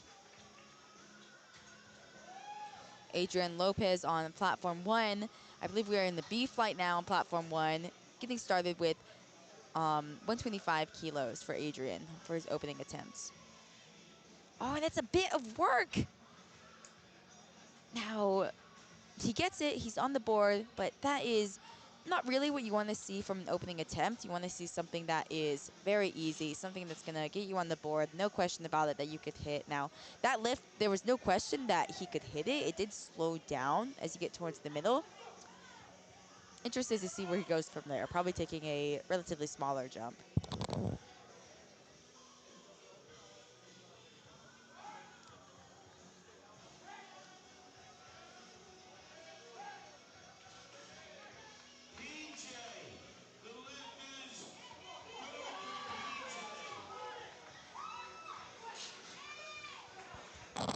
And what a scrappy attempt on platform 3. Oh. It looked good from my point of view. Unfortunately, that's going to be a no lift for Rex on platform 3. He did get 2 different color card infractions, so he got a red card and a yellow card. The red card, interestingly enough, that is a card that is not typically thrown very often. That card means that he did not touch the bar to his chest, potentially hovered the bar. Now, that could have been just a misclick by the referee. And on the right side, he got a yellow card, which could be a number of different things. Maybe his butt lifted as he was pressing the weight up to make it easier. Now, Jacob Mankiw on platform 1, gonna get started there with a 132.5 kilo opener.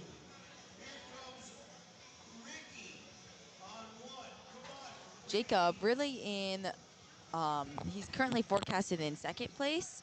He's a bit behind Brandon, who had a phenomenal day in the squats, but Brandon could start slipping, and that would leave the door wide open for Jacob, as long as Jacob executes and makes his lifts. And he does that there. Opening up with 132.5. Little bit slow for an opener, but still smooth all the way through. Hunter Davis hits a really clean 2nd attempt at 115 kilos.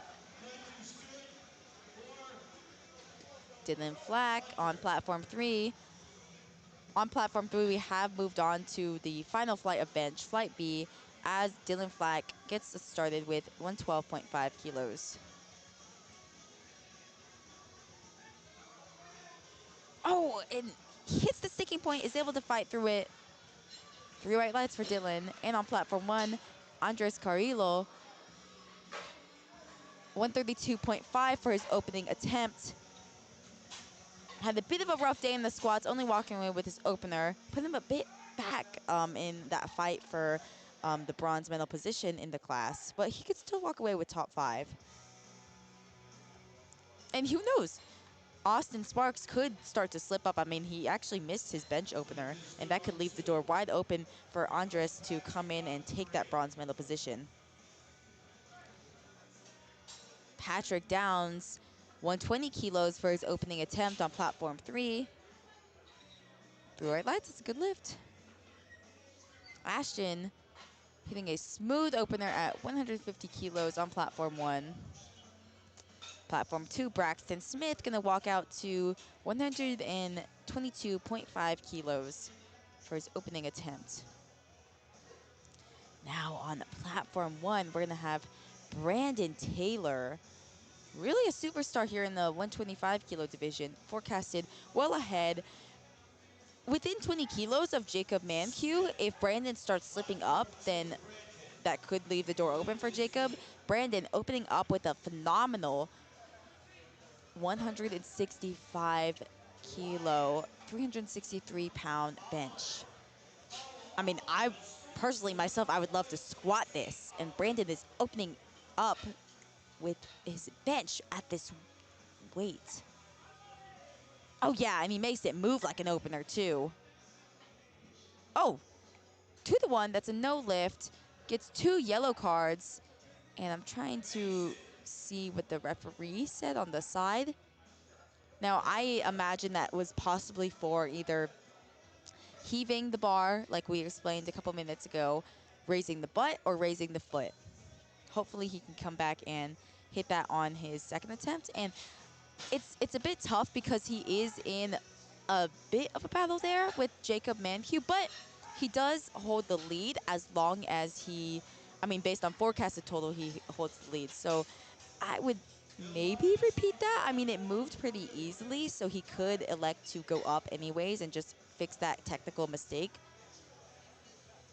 And as we watch LiftingCast, he has elected to go up by 7.5 kilos. And on platform 3, Elias Mank opening up with 137.5 kilos. We are in the 100 kilo division, and Elias leads the way on forecasted total. Got a bit of a spread with his fellow competitor Maximus. But Elias has got to make his lifts in order to keep that spread and walk away the national champion.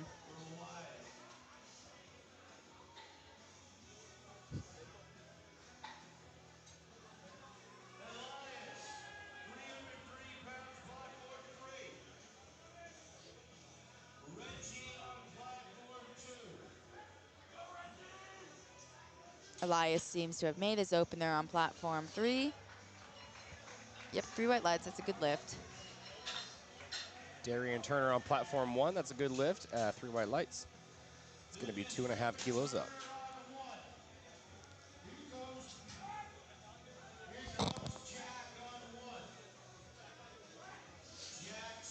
Here's Reggie Clowen on platform 2.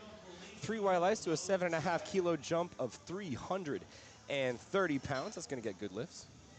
Up on platform 3, Daniel Duvernay, 314 pounds for an opening attempt in the lads' 100 kilo weight class.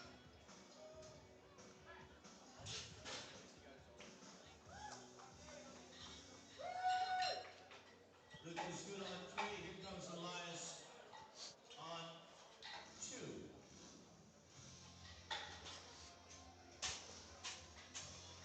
Jack on 1. Here's Jack Morowitz, a fairly close grip bencher here. And throughout the bench press, we've seen a variety of different grips and a variety of different approaches to the bench press. Some folks like to go for a little bit of a wider grip. Maybe they're a little bit stronger at lockouts, so it'll emphasize the triceps.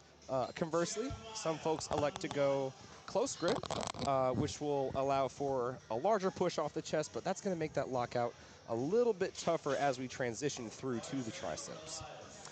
Some folks are opting to go for either a soft touch or a sink. Both have their advantages and disadvantages. Soft touch, it's going to be very visible to the referee when it receives stop motion on the chest. However, it's a little bit tougher of a learning curve because getting that true soft touch takes a lot of practice. Now, conversely, with the sink approach to the bench press, you're able to get a little bit more momentum off the chest, but similarly to the close grip bench press, and even bench presses with a bench shirt on, so our equipped benches, they're going to find that struggle once we get to lockout.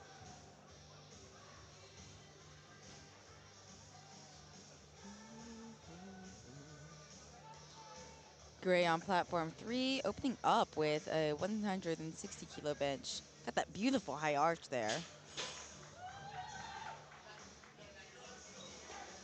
Edward Madaris.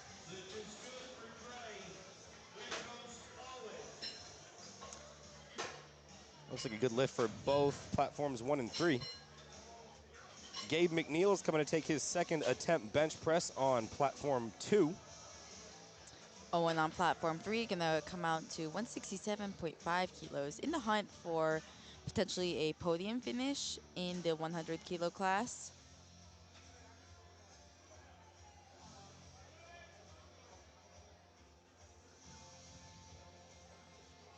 And on platform 2, Gabe McNeil, 175 kilos for a second attempt. It's relatively a big 15 kilo jump here. Let's see how he handles it.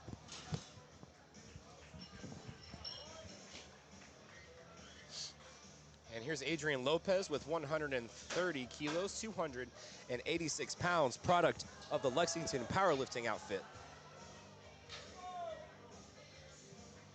5.5 kilo jump, 10 pounds, that's gonna be a good lift.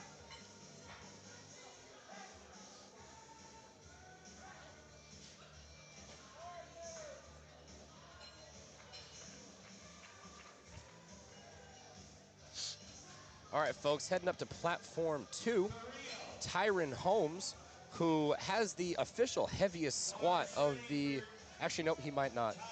I'm actually not sure. No, he doesn't. He attempted for the heaviest squat of the competition. Unfortunately, that was a missed lift. Now, his opener was a little bit sticky, elected to take a 7.5 kilo jump. Not unreasonable, especially for a load of this much weight. Projected well ahead in the 140 plus kilo division.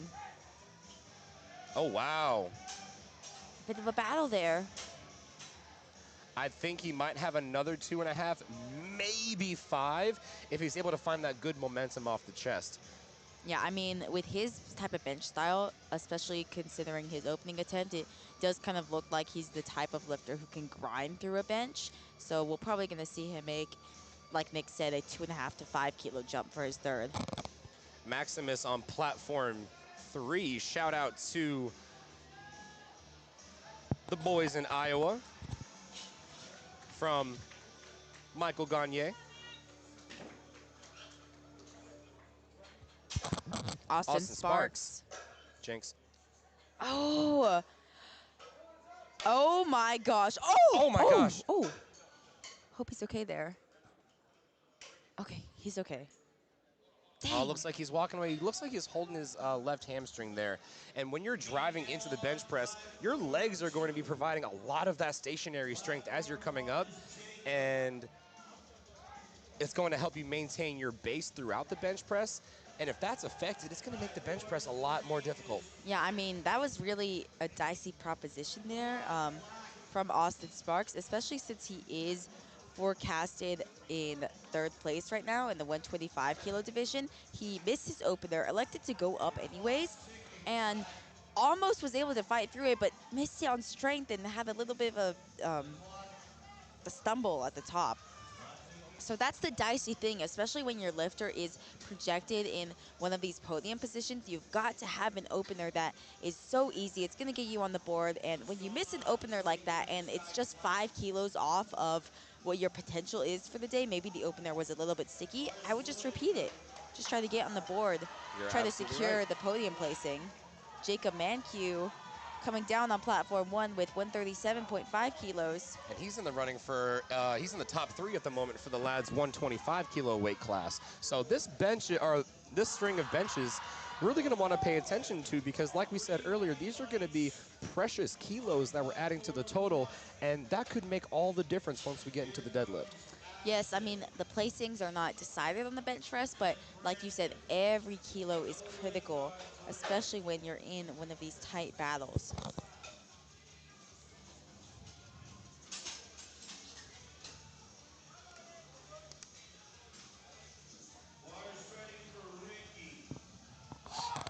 Bars loaded for Ricky on platform 3, representing the home team, the Cajun Prep Powerlifting Squad.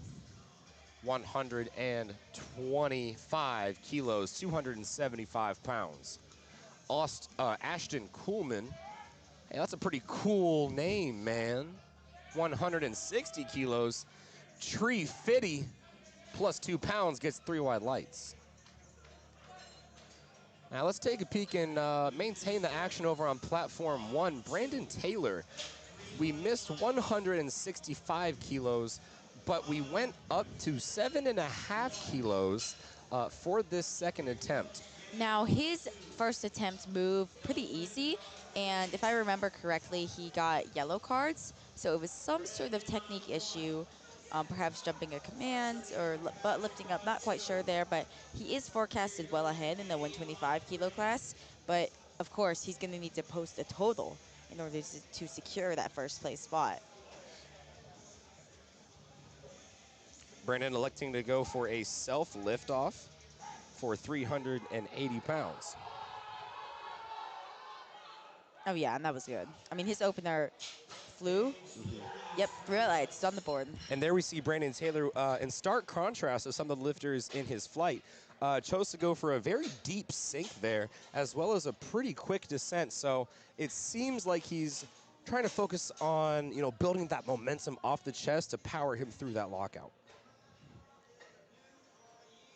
Here's Wyatt on platform 3, looking to take all of the kilos, 286 pounds.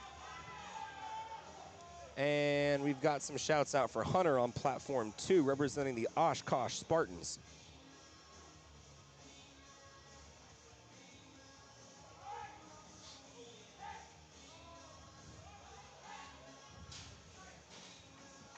Beautiful second attempt there by Hunter Davis. Oh wait, we're on to third attempts. Are we not? Am I tripping? On platform 1 we are. And platform 2. Oh, yes we are. Okay.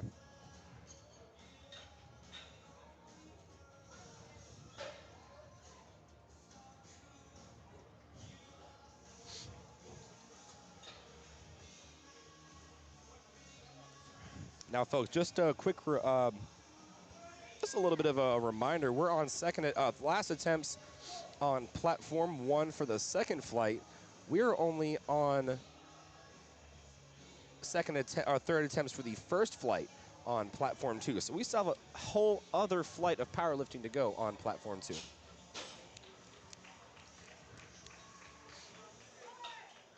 Platform 2, Braxton Smith. Gonna take 130 kilos for his third attempt. Ooh, able to fight through that sticking point. Really good call there. Blue highlights, great lift.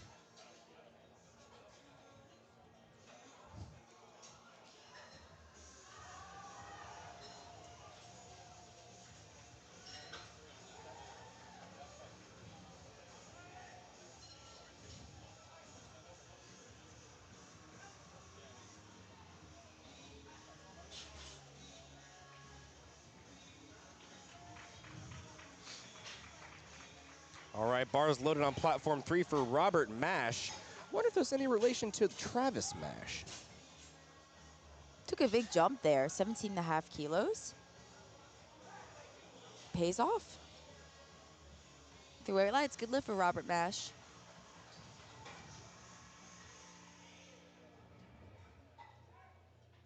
Coming up next is Hunter Venevy. He's going to be taking 336 pounds for his final bench attempt. On platform 1, Jack Morowitz is going to take 270 pounds for his third attempt bench. Jeremiah on 1.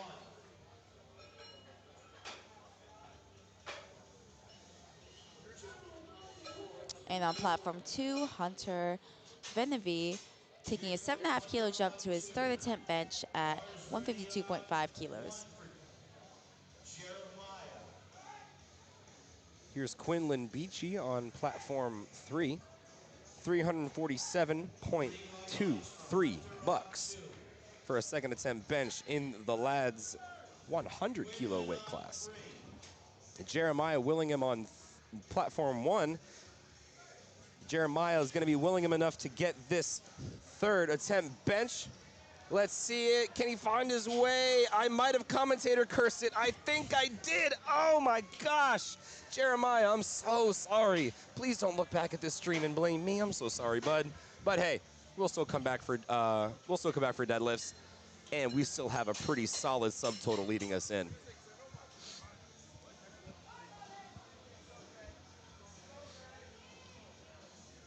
All right, platform 2, Wyatt Stelrek on this is going to be 336 for his final bench attempt. Platform 3, Gray McCurdy taking 12.5 kilo jump to 172.5 in the hunt for a top 5 finish in the 100 kilo division. Austin. After Austin comes Adrian. Platform 1. Here's Ed. Wyatt. Easy third attempt press there, saving tons of room there for bench press. Coach is excited about that one. And that is going to be a timeout for Wyatt on platform 2. So unfortunately not able to take a good chance at his third attempt bench. So he's stuck with his second attempt. On platform 3, that was a good lift for Owen. Oh no, excuse me, for Gray.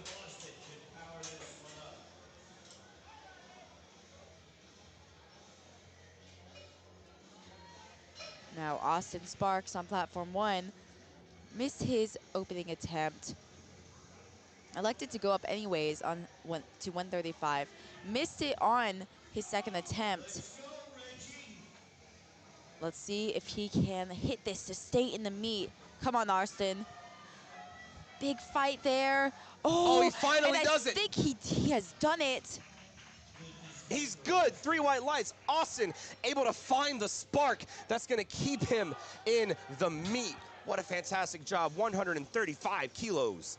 Really critical there, and that keeps him in the running for the top 3 position in the 125 kilo class. Really awesome job to come back from such a hard miss on his second attempt. Absolutely, and we see Eli Bickle on platform 3 looking to retake 180 kilos. Now, if I'm not mistaken, Eli is fairly close. Eli Bickle is fairly close in the rankings on the men's 100 kilo weight class. Yeah, right now he is within the top 10, currently sitting 7th at the moment with a 630 forecasted total. And that's going to be a no lift again, 2-1. So now, again, we find ourselves in another potential bomb-out situation where the lifter absolutely needs to get this on the board if he wants to remain in the top 10. Otherwise, he'll be disqualified altogether. Attempt change. Here's Maximus coming up to platform 3, representing the Iowa boys. That's 190 kilos. I guess they're going to change the rules, huh, Tony? They're allowing you to make a change on the bench? Is that a new rule that I don't know about? You're not allowed to change your final benches, only your final deadlift. Bars loaded on platform 3 for Ricky. He's going to retake 125 kilos. Jacob Manque for the lads 125 kilo weight class.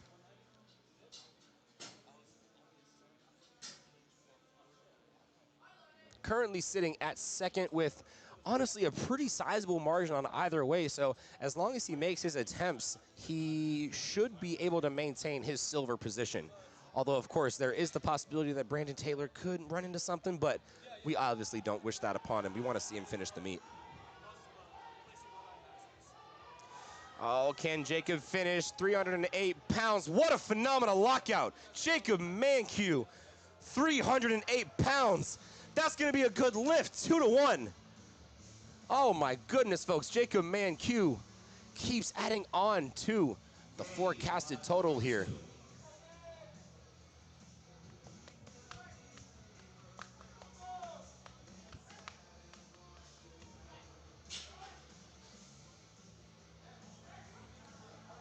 Here's Gabe, 180 kilos, 396 pounds. That's going to be 2-1. Good lift.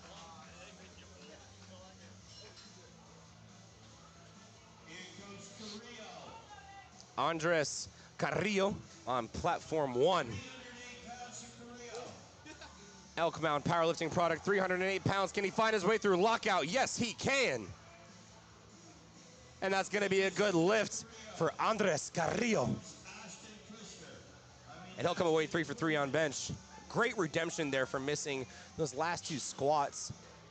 He's on a good tear of momentum going into deadlifts. Let's hope the same for Ashton, the cool man, Coolman. 172.5 kilos. Jumping from 10 kilos to 12.5 kilos. Ladies and gents, that's going to be a bold move, but I think it might work out for him. Here's Wyatt on platform 3.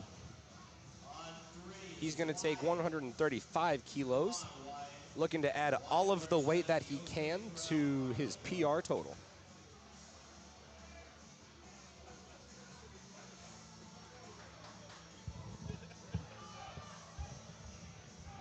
Good grab there by the spotters and loaders for Ashton.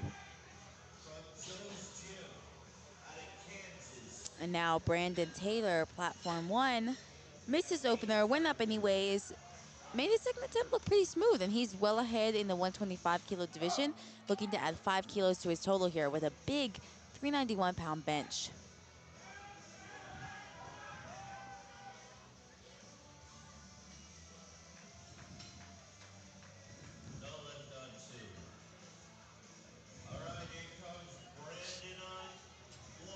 Brandon Taylor's making his way up to platform 1.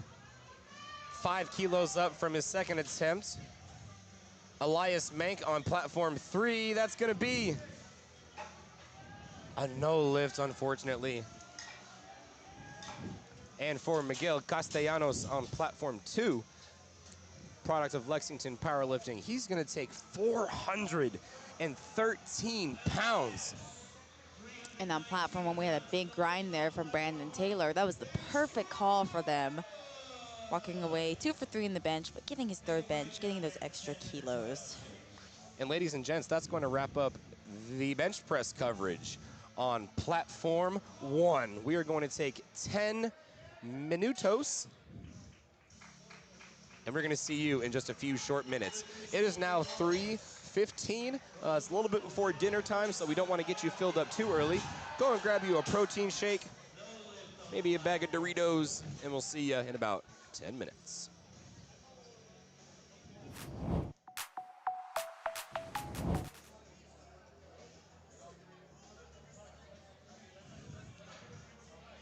And on platform 2, we're going to roll right into flight B for the bench press.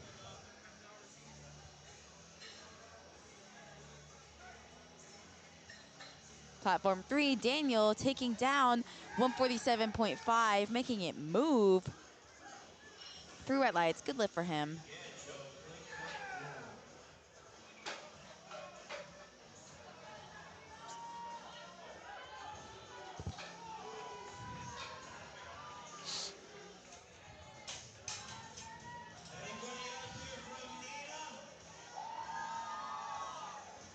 Platform 2, Sergio getting set up with his opener at 82.5 kilos.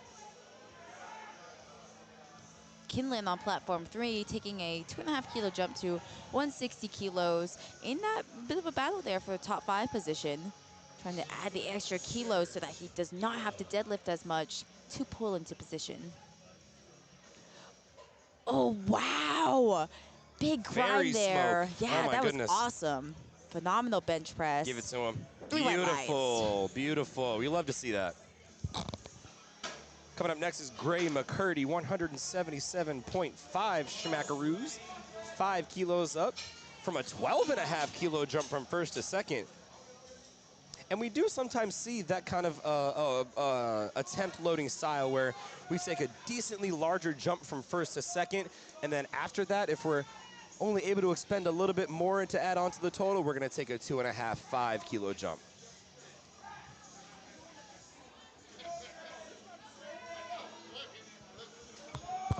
Gray's second attempt was a little bit hard, but he has got that high arch bench. Really efficient setup here. Let's see if he can add 5 kilos. Oh, here's Gray McCurdy. Can't find it off the chest there.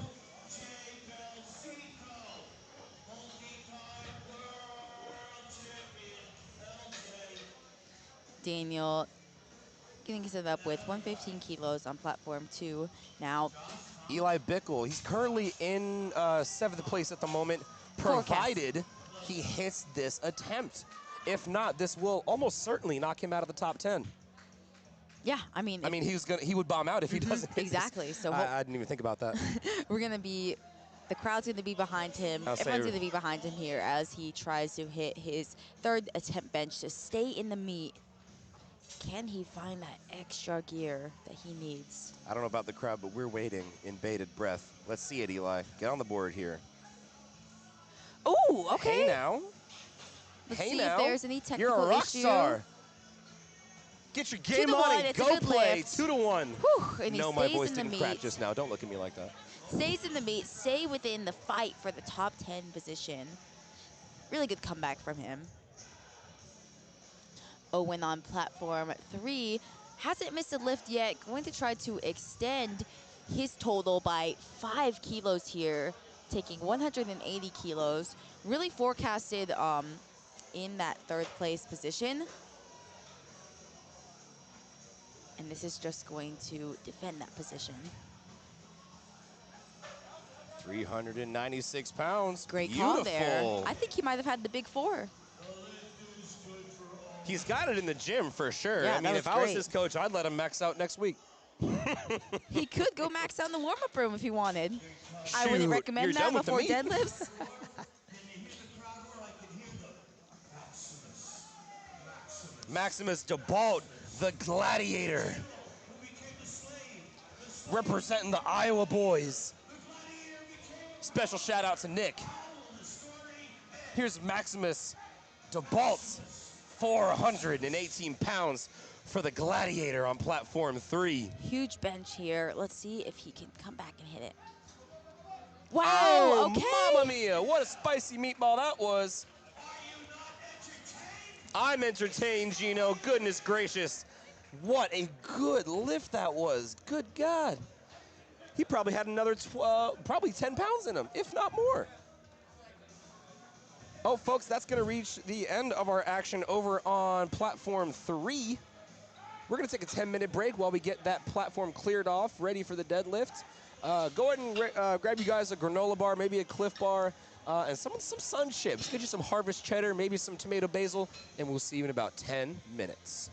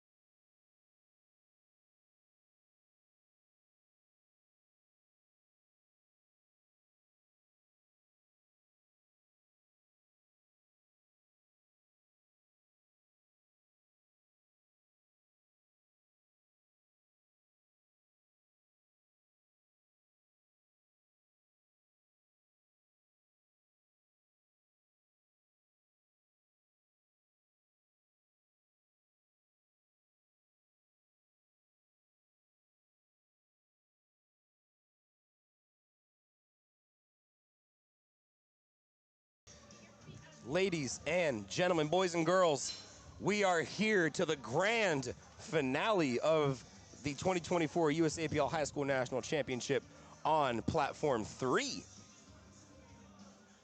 Bars loaded for Rowan McCune, 192.5 kilos. Now, unfortunately, Rowan not able to post a total after having a very rough time on squats there. But 2 for 3 on bench. Looking to see if he can get some momentum on deadlifts here and finish strong. Caleb Berzer, second attempt bench. Long way down, long way up, 3 wide lights.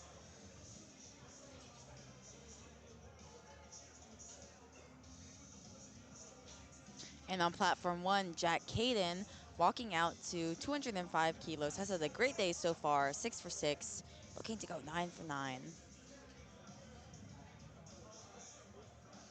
Let's not forget, folks, just because these are some semi-heavy weights, I mean really heavy weights, these kids are still in high school. High school. These guys are hitting 500-pound deadlifts after math. Oh my gosh, they Some of them might have an exam on Monday. I'm saying that, I mean, for all we know, Brody Allwood's coming up to hit his opener deadlift at 468, knowing good and darn well he's got a social studies exam on Monday. Come on, guys. They might be doing their math homework in the warm-up room. Y'all, we're losing it. Oh, mamma mia. I mean, seriously, like high school kids, I mean. I remember high school very vividly as a very, very stressful time, and I wasn't even lifting. High school was tough. I started lifting in high school, and it was very difficult to manage. I mean, you got extracurriculars. You're in class from 8 a.m. to 3 p.m. You got extracurriculars. You got homework, and training for a powerlifting meet on top of that. No easy feat.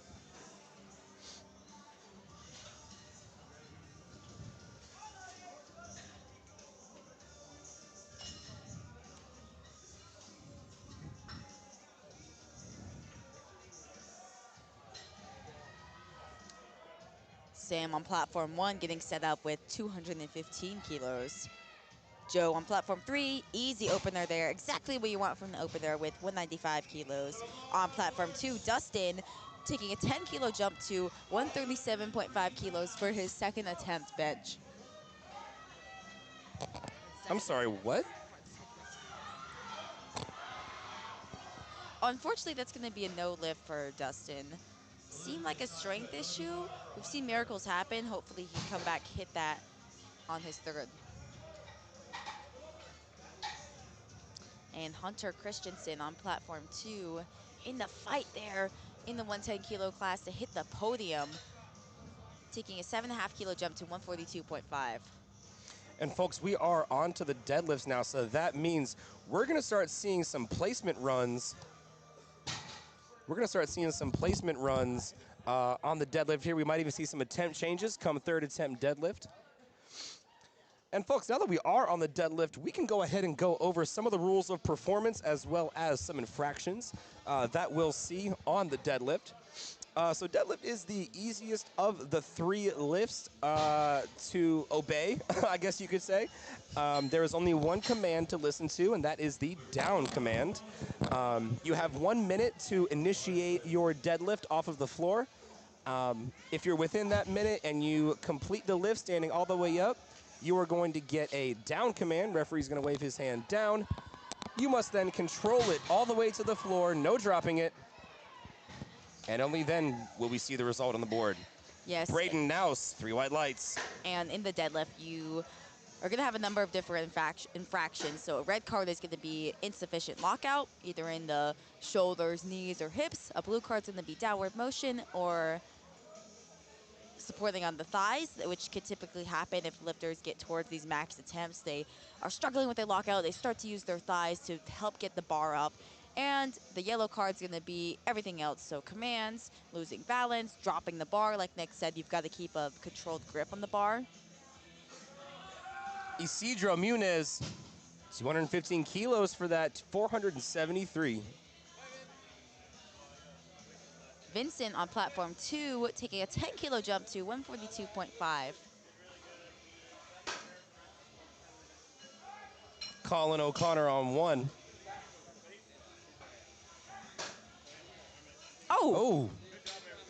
That's going to be a no lift, unfortunately. It looked like he never came to completion. See you soon. Goodbye. I'll see you soon. Animate May 18th. Next time. Next time. Knockout. We're doing 4 sessions of the knockout. Knockout 4 sessions. Hey, if you need a ref. I'll be there. Yeah, we got it, guys. I'll be there. Crazy. We're going to do 4 sessions. 150. Shoo! Hey, have a safe flight back. Thanks, man. You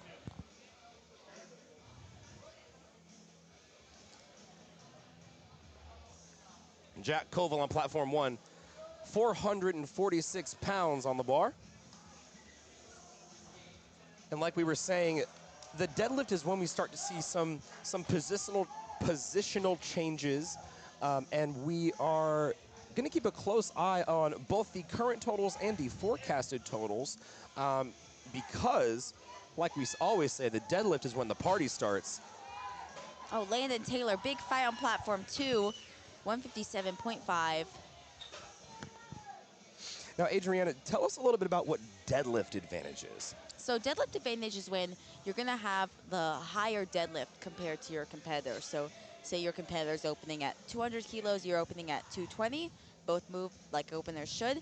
The deadlifter with the 220 kilo deadlift, the larger deadlift, is going to have an advantage there. And that is because deadlifts are the last lift of the day. So they're really, like people say, they're when the party starts, when you're deciding your positioning, and the lifter who's got the final deadlift among their competitors are going to be able to know exactly what they need to pull over them for positioning. That could be pulls for the win, pulls for the podium, and on your third attempt deadlift, you're going to get 2 attempt changes, and you can change your attempt up until they call bars loaded. And that's a very useful tool, and it's a little bit stressful as a handler to be on the lookout for all of your competitors, to know exactly what you're going to need to potentially change your deadlift to, so that your lifter is pulling for a position, not pulling any less than they need, not pulling any more, trying to hit that exact weight that they need to pull into whatever position that you could be vying for. Now on platform 2, the action continues in the bench press as Blake Wendt hit I believe it was a world record on his opener, Yes. bumping up 7.5 kilos to 195. Now his opener, it was a bit of work, but he's elected to jump up 7.5 kilos. Let's see how he handles it. Looking to add on more pounds to his already world record bench press here.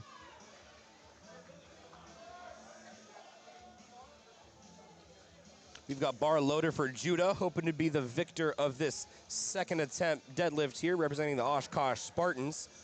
462 pounds. Here's Elliot Roberts. Wow, and Blake Wendt, locks out 195 kilos. 429. Superstar. Oh my God, brother. Come on. Oh, kids these days are too strong, man. Come on now. I mean, we love to see it. We love to see the sport growing across all levels, and that's going to attend to these high school lifters. High school, I mean, Blake Wendt is in high school and just benched 435 pounds. 430 pounds, excuse me. Insane in the membrane. And you want to talk about sheer strength. Look no further than Sam on platform 1. 485 pounds, 220 kilos, representing Nina powerlifting. Here's John on platform 3. We're already at a 600-pound openers, yo. Come on now.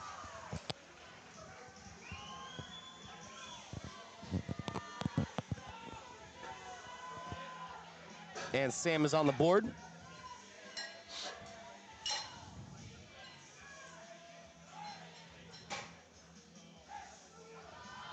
Oh, let's not be able to budge off the chest there for Sergio Aguirre. He will come away with 90 kilos on the total. On the bench press. I meant for his total. Oh, for his total. Okay, okay. I could have worded that way better. Oh, I wonder about that one. Rowan McCune, excuse me. Good 2 to lift, 2 to 1. 1. Okay, we get one of our deadlifts in. Unfortunately, Rowan is our lifter who bombed out in the squat. Made 2 for 3 on his benches and is still coming out to deadlift. Missed his opener, went up anyways, and was able to hit that on his second attempt.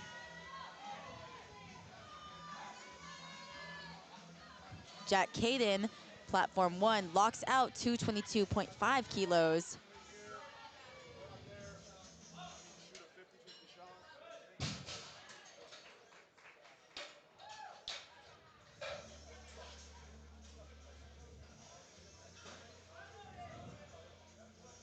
On platform 2, Daniel Foley gonna come out to a 7.5 kilo jump to 130 kilos on his third attempt bench.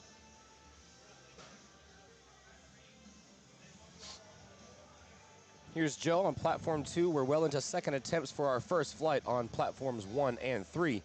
This is 462 pounds.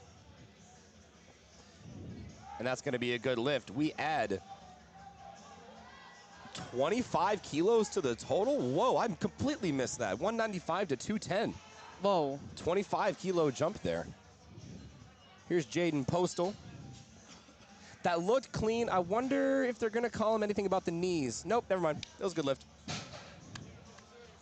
And on platform 1, we've got a 260 kilo second attempt from Braden Noss. Braden, even though he is in a different flight than his competitors on platform 2, he is forecasted in second, and I think he's going to end up in second. He's got a bit of a spread on lifters behind him like Justin Clark, Hunter Christensen, but in front of him is Blake Went with a bit of a spread, so hopefully Braden can make his lifts, execute, end up in that second place position.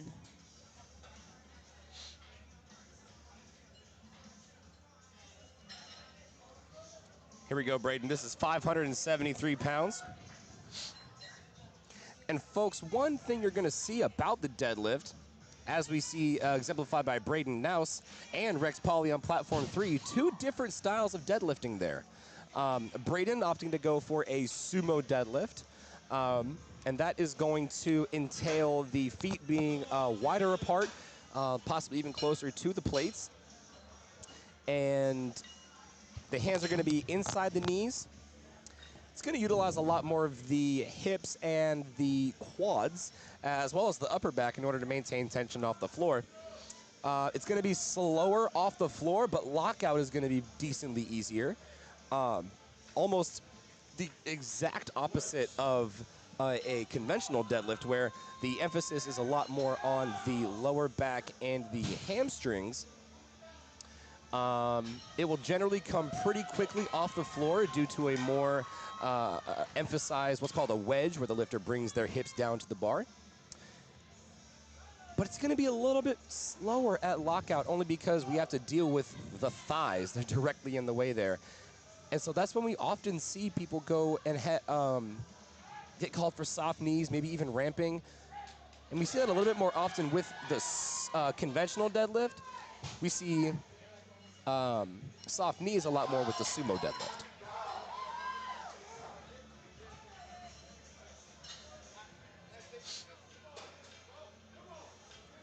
Justin Clark, 142.5 kilos for his third attempt bench press.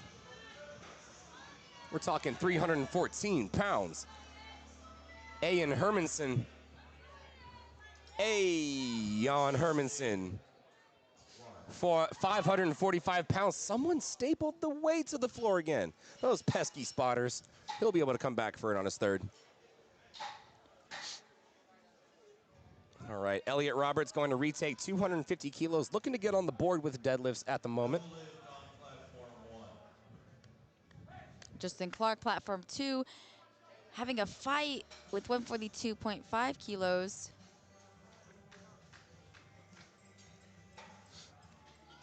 Here's Elliot trying to get on the board here. Let's see what he's got. Oh, goodness, that's not moving off the floor, folks. That didn't even move. That didn't even budge. I'm scared. I fear Elliot Robert is going to bomb out here. We've seen miracles happen, but you're exactly right, Nick.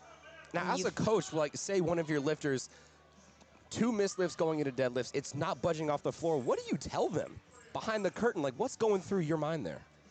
So you've got to really get in your lifter's mind and make them truly believe that they are capable of coming back and hitting that on their third. I've had that tough conversation before where you have to tell the lifter, I mean, it's your opener.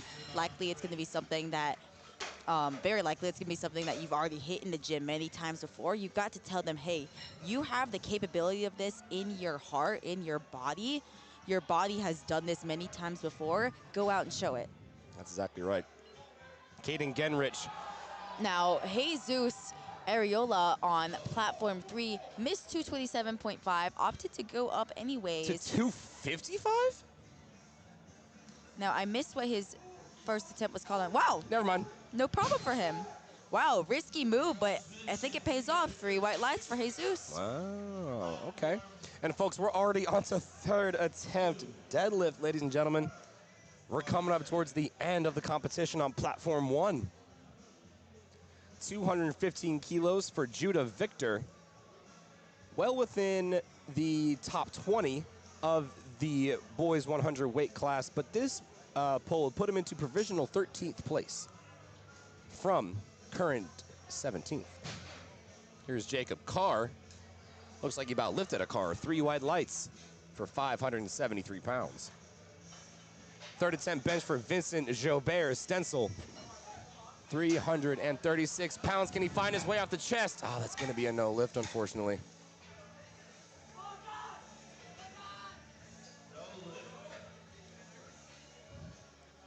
Lots of missed third attempt deadlifts on platform 1. These lifters are coming for it all. They're showing their heart on the platform. Hopefully we can change that trend as we lead into Colin.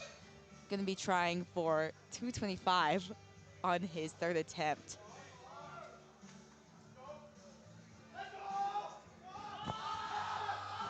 And John really stayed patient off the floor there for a 295 kilo deadlift. And Colin Albrecht, another missed third attempt deadlift over on platform 1s. We have yet to have an individual break through the third attempt barrier here on platform 1. Landon Taylor finds his way up slow and steady. Can he get that right arm up? Yes, he what can. A fight from Landon. What are the judges going to say on that? Beautiful. 3 white lights. Three Good white lift. lights. Here's Brody. Oh, that looks clean to me. I wonder if they're going to call him on soft knees, though. He leaned back pretty far. 2-1. It's going to be a good lift. That is the first made third attempt deadlift on platform 1. And now... And if it was anybody to do it, Brody all would.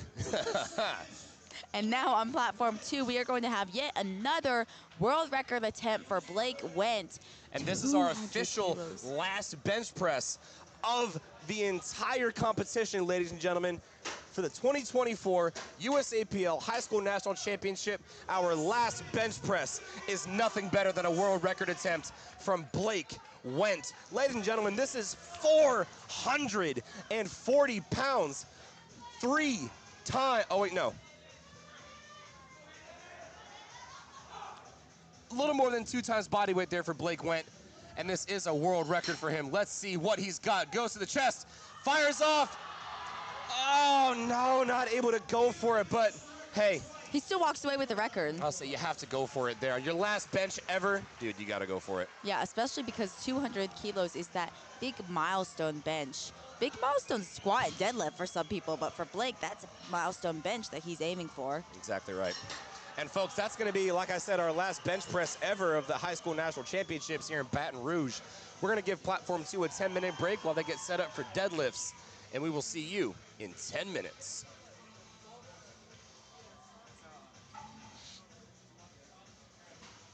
Here's Luke Postinger.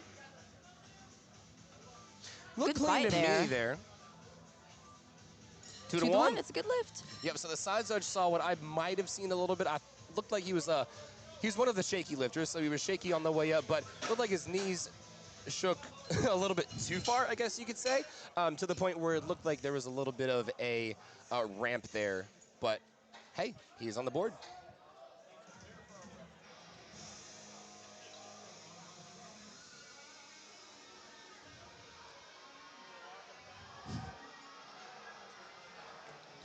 Big fight on platform 1, but unfortunately that's going to be a no lift for Jaden Postil.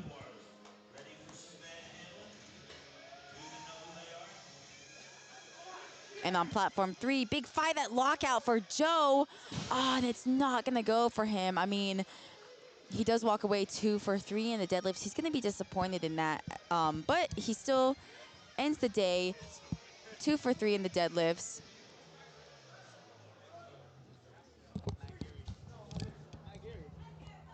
I wouldn't have. I thought 7.5. That was really good. You went 10?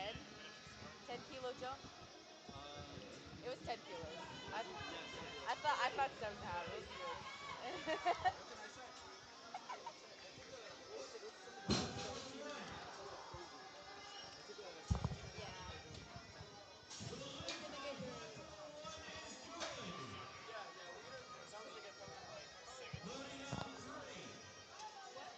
I love guitar like that, man. Holy cow. Just let me know. Huh? Nothing. He just didn't. Hey, we'll see you next week. Hey, let me know if you need anything. I'll be coming up Wednesday or Thursday kind of afternoon. So if you need anything, let me know. See you then.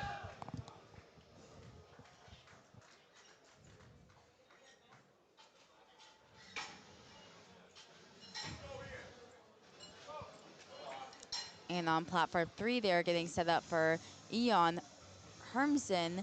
Missed his second attempt at 247.5. Gonna try to repeat that on his third attempt. Hey, on Hermsen, 247.5. You really got me, Mr. Aeon. 247.5 kilos. Oh gosh, that just stuck to the ground, unfortunately. It's not gonna budge. That's gonna be a no lift. Here's Riley Greening. Platform 3, 250 kilos, 551 pounds. Looks like we're getting the bar cleaned up on platform 1. Looks like we got a little bit of blood there, possibly. All good, we're now clean. Shout out Casey over on platform 1. One half of the Stellar Shots crew. Oh, big fight on platform 3 from Riley Greening. Wow, let's have a war cry at the top. What are the judges going to say on that? 2-1. Good call from Nick. Unfortunately, that is going to be a no lift on platform 3.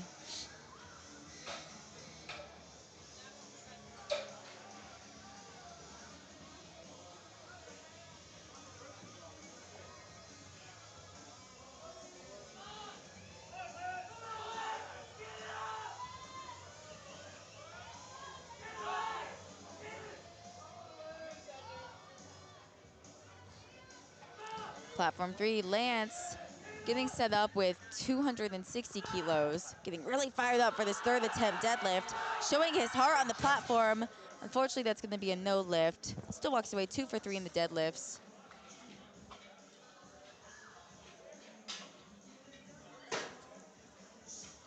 I doubt we're leaving here till like, this won't be done till like 6.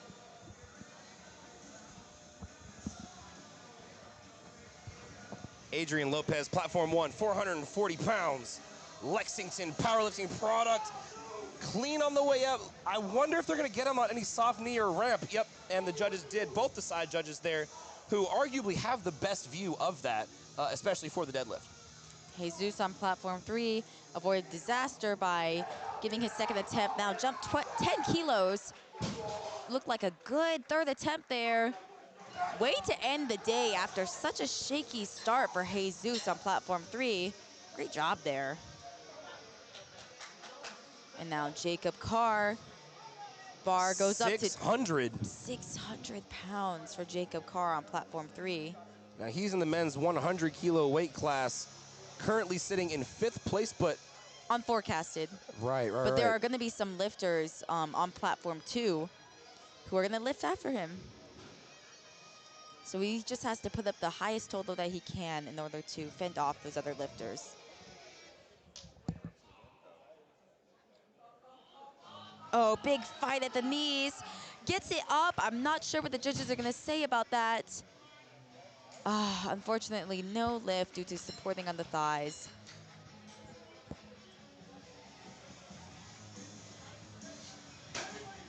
Jack Morowitz, we're on our last flight of deadlifters on platform 1. Here's Jack Morowitz Crowd's getting loud for John Clayton behind us in platform 3. 300 kilos. 661 pounds. And here's John Clayton. Jack Morowitz with an easy opener there. And John Clayton, another one of our lifters who is in contention for a top 5 position in the 100 kilo class, but is going to have to lift before his fellow competitors. Oh, the crowd is loud for John Clayton. Can he do it? 300 kilos, huge milestone here. I think he locks it out. Let's see what the judges say. I wonder. That's a good lift, ladies and gentlemen. I've never seen anybody jump that high. Oh my God! Ends the day 3 for 3, 662.5 kilo total. What a day for John Clayton. I hope Michael got that shot. That was beautiful. That man jumped about 6 feet in the air. As I would too if I were to Oh pull my 300 gosh. kilos. And folks, we're over on platform 3. We're now on to our last flight of deadlifters over there too. The meet is wrapping up slowly but surely.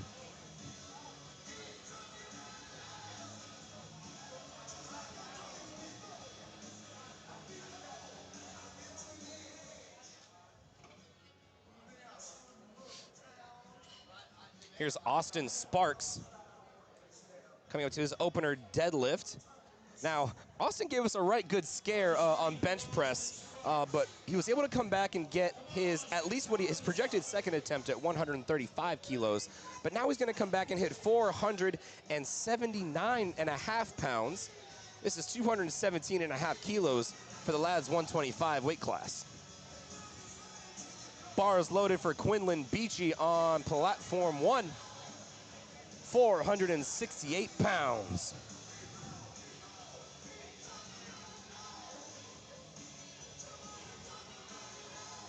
And Edward Medeiros on platform 1. They are loading the bar to 225 kilos for his opening attempt. Now, Edward, as well as Austin, is going to be in the hunt for a top 5 position. Austin is going to be a bit ahead, but if Austin starts to slip, then that kind of swings open the door for lifters like Edward and also Andres to potentially take his spot.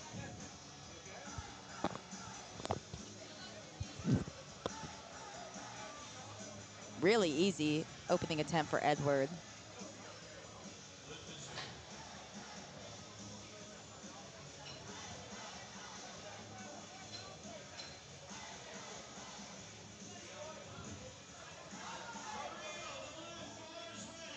Bars ready for Andres Carrillo on platform 1. 501 pounds for an opening deadlift attempt. This would solidify him ahead of Edward in the total, but slightly behind Austin. And he does it, 3 white lights. Or a little bit behind Austin. But if Austin starts to slip, then Andres could potentially take his bronze medal.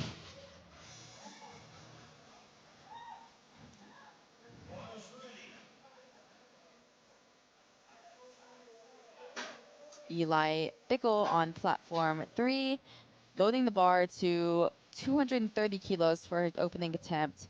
Another one of our lifters who gave us quite a scare in the bench press, managed to stay in the meet by getting his 3rd attempt, trying to end the day off on a high note, potentially go 3 for 3. What? So I realized I never followed.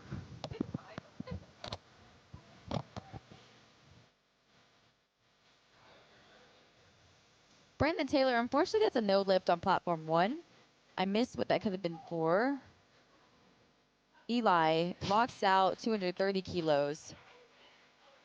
Oh, unfortunately, that's a no lift. Get those blue cards there, possibly for supporting the thighs at the top. Back against the wall if he's going to repeat that or go up anyways.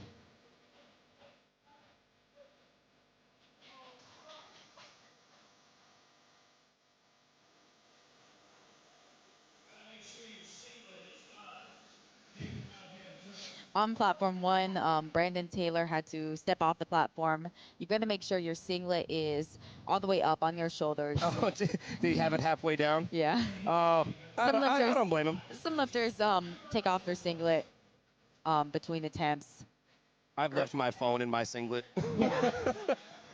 It happens. And going out for a third attempt squat's probably not the best place to have your phone. Nope. Brandon Taylor, platform 1, 545 pounds, looks like 245. Here's Wyatt Olive, 507 for his opener.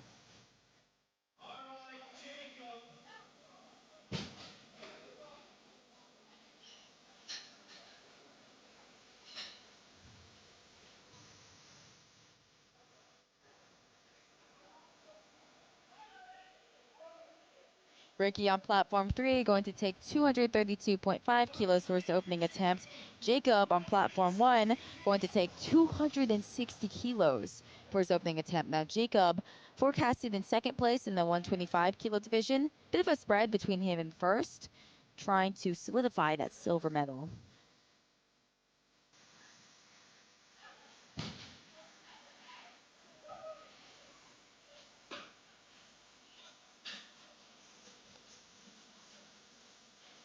Wow, really easy opening attempt there from Jacob.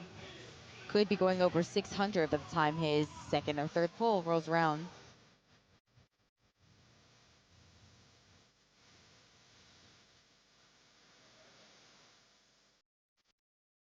Ladies and germs, our last flight of powerlifting for the 2024 USA Powerlifting High School National Championship in Baton Rouge, Louisiana. It's been a long weekend, but it has been a fun weekend, folks. Robert Mash is going to come up first with 330 pounds. And I feel like the entire crowd back here can hear my voice at the moment, which is kind of nerve-wracking because there's no loud music. Here we go. All right. Up next is Maximus with an easy opener attempt. That's going to be a good lift.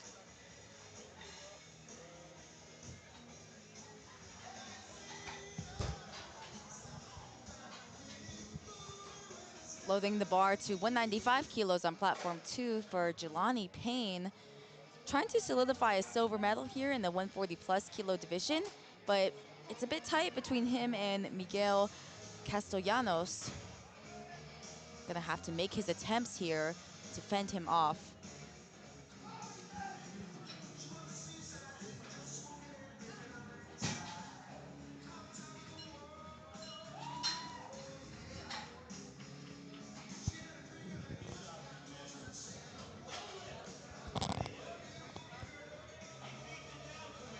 And on platform 1, Adrian Lopez missed his opening attempt at 200 kilos, opting to go up by 12.5 kilos anyways.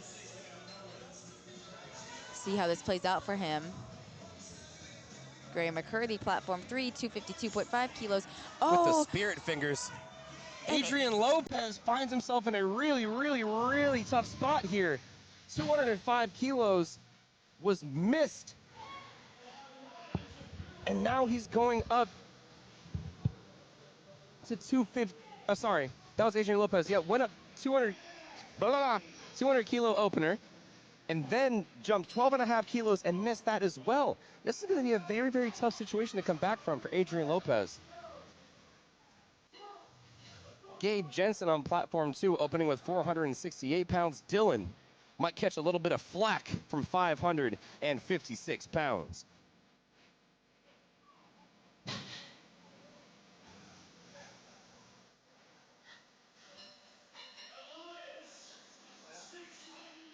Are you going?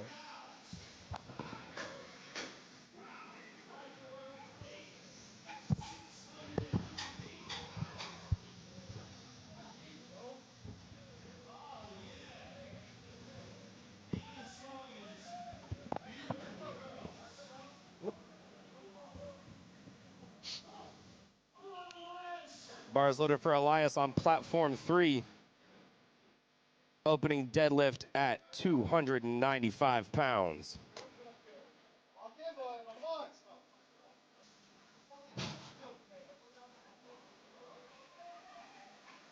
Here's Darian Turner on platform 1, representing the Oshkosh Spartans.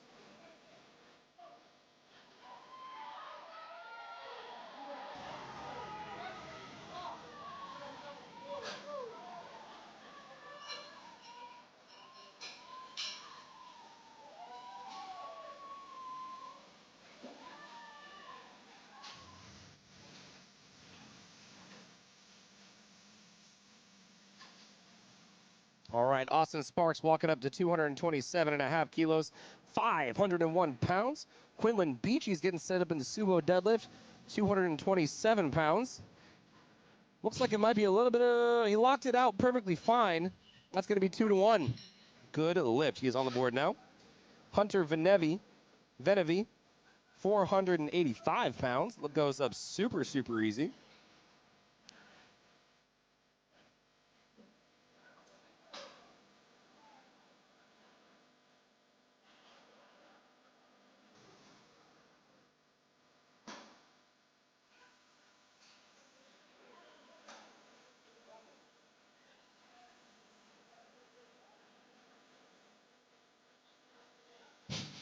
And Eli Bickle, please, 3 white lights there. He's on the board.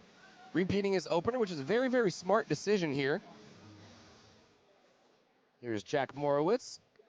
Somewhat of a tough time getting up there. That was a 25-kilo jump from first to second, which is pretty sizable when we're talking about the grand scheme of things.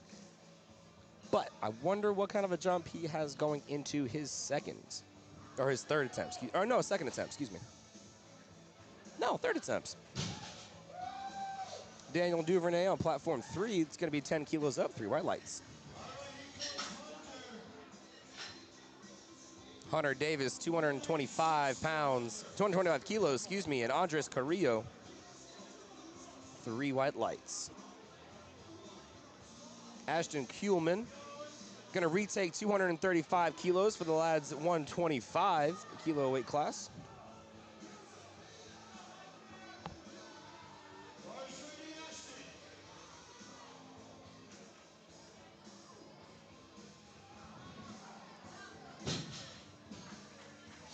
Here's Ashton Kuhlman, platform 1, retaking 235 kilos. Hunter Davis is walking up to his opening deadlift attempt at 496 pounds. Coming up to platform 3 now, Wyatt Olive. He's going to go up 10 kilos to 529 pounds.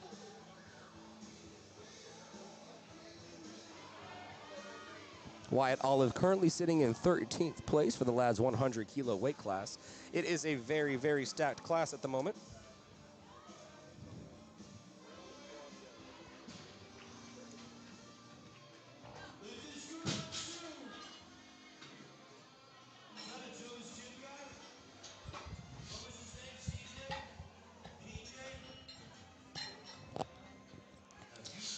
All right, folks. Tyrene Holmes, 240 kilos, 529 pounds for his opening deadlift attempt. Already pretty comfortably in first now, so long as he hits this opener here. Dylan Flack, platform 3, missed his opening attempt at 252.5, opting to retake that. Hopefully he can get this. Good attempt there for Tyrone. Oh, and unfortunately on platform 3, Dylan has a little bobble at the top. Now really put in a tough situation, face and bomb out. Going to have to repeat that on his third attempt to try to stay in the meet. And now Maximus coming out right after him, taking a 15-kilo jump to 255 kilos now. This is really a battle here in the 100-kilo division.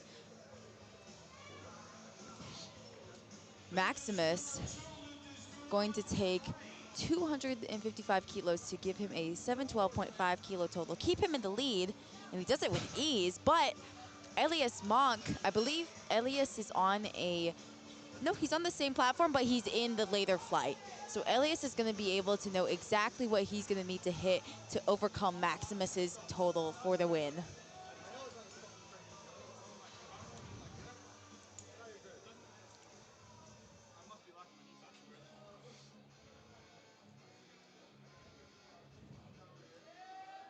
Platform 2, Miguel hits 242.5 for his opening attempt, 3 white lights.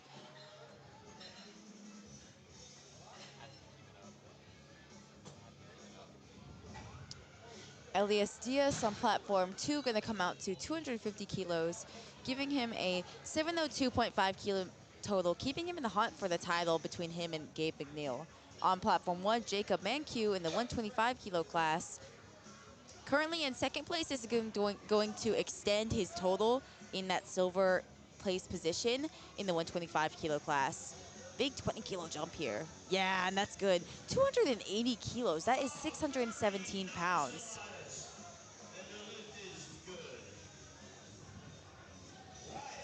Patrick Downs, platform 3, unfortunately not able to get that second attempt. Still has his opener, so he's on the board. And it's always a tough situation when you miss your second attempt and it feels like it's strength. You have to have that conversation if you're going to come out for your third. I mean, I would. You have nothing to lose there. But if you are, maybe your back is a little fatigued, you could be risking injury there. It could be a good idea to scratch, especially if you, knowing your heart that that third attempt is not going to go. Now Gray on platform 3, taking a 10 kilo jump to 262.5 kilos. Gray in the 100 kilo class, looking to solidify top 10 spot. Oh, unfortunately, no. Okay, he tried to pull twice, but unfortunately it did not budge the ground. Now, in the deadlifts, you only have one attempt allowed, okay? So if you try to pull and the judges deem that that is your one valid attempt, even if you start to pull again and make the attempt, lock it out, that's not going to be a valid lift. Only one attempt is allowed. And that starts when the bar leaves the floor. Now Adrian Lopez really in a tough situation here. Missed his opener. This is the dicey thing when you opt to move up after missing your opener. Missed 212.5 kilos. Gonna retake that, trying to stay in the meet here for Adrian Lopez on platform 1.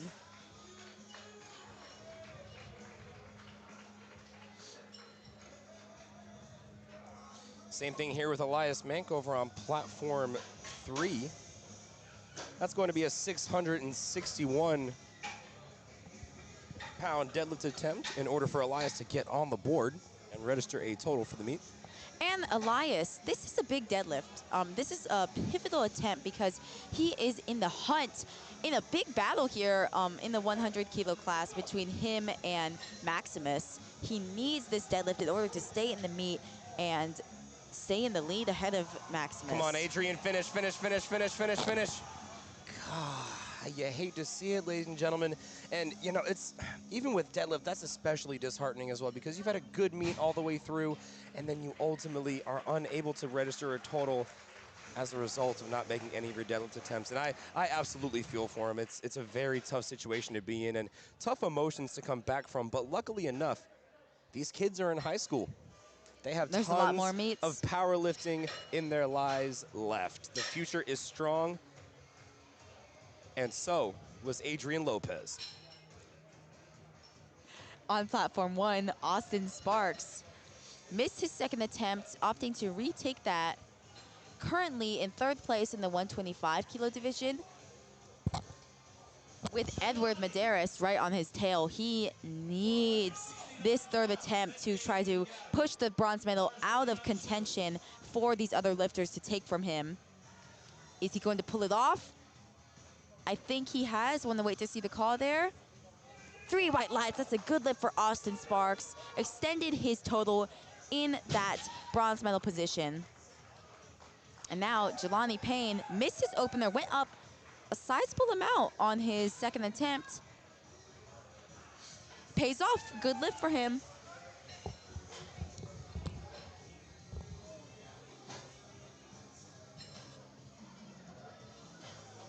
All right, here's Quinlan Beachy, currently in 5th place, 237.5 kilos, 523 pounds.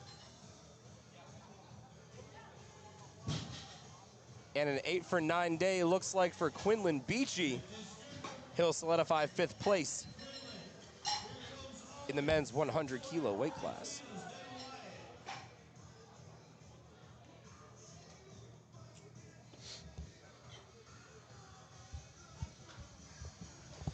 Gabe Jensen on platform 2. Can he get past the knees? Yes, he can, but is he able to get to lockout? It's gonna be slow and steady. Can he get there? It's gonna be a grind. Oh my gosh, it's working up the thighs. It's gonna get there. He's gonna lock it out, and he drops it. What are the judges gonna give him? Oh my goodness, 20 seconds left. There's 3 white lights. What a second attempt there on platform 2. I don't think he has any more in the tank. I would definitely scratch that on his third attempt. Yep. I mean, I at wouldn't that even point, worth you going have. out there for it. I mean, you have nothing to lose. That is to be said because, hey, that's the last lift of the day. You're not trying to reserve any energy for any extra lifts. He could potentially throw on a couple kilos, see how it goes. But yeah, that was a good grind for him.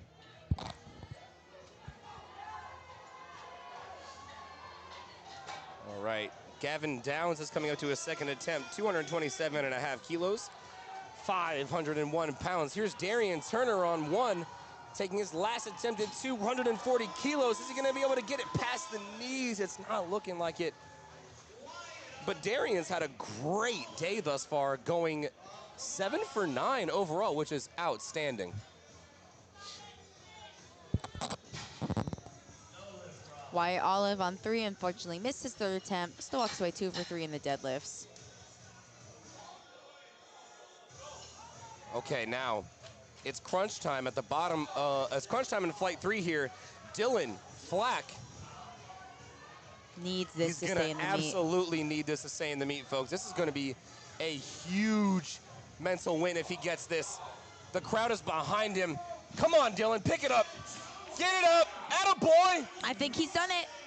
Oh, I actually remember on his second attempt he had the bobble, but there it should be good. Yes, Oh my 2-1 by the what a skin of mental his win teeth. that was. He stays in the meet.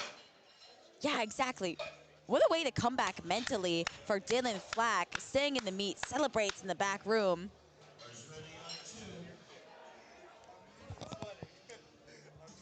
His handler has come and told us that he is literally sweating. Oh, man. Dylan Flack pulls it off, avoids the bomb out situation.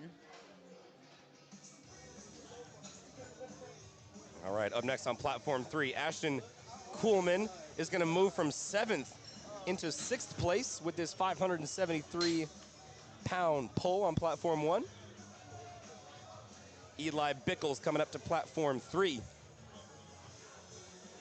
Eli currently in the top 10, if I'm not mistaken, for the lads 100 kilo weight class.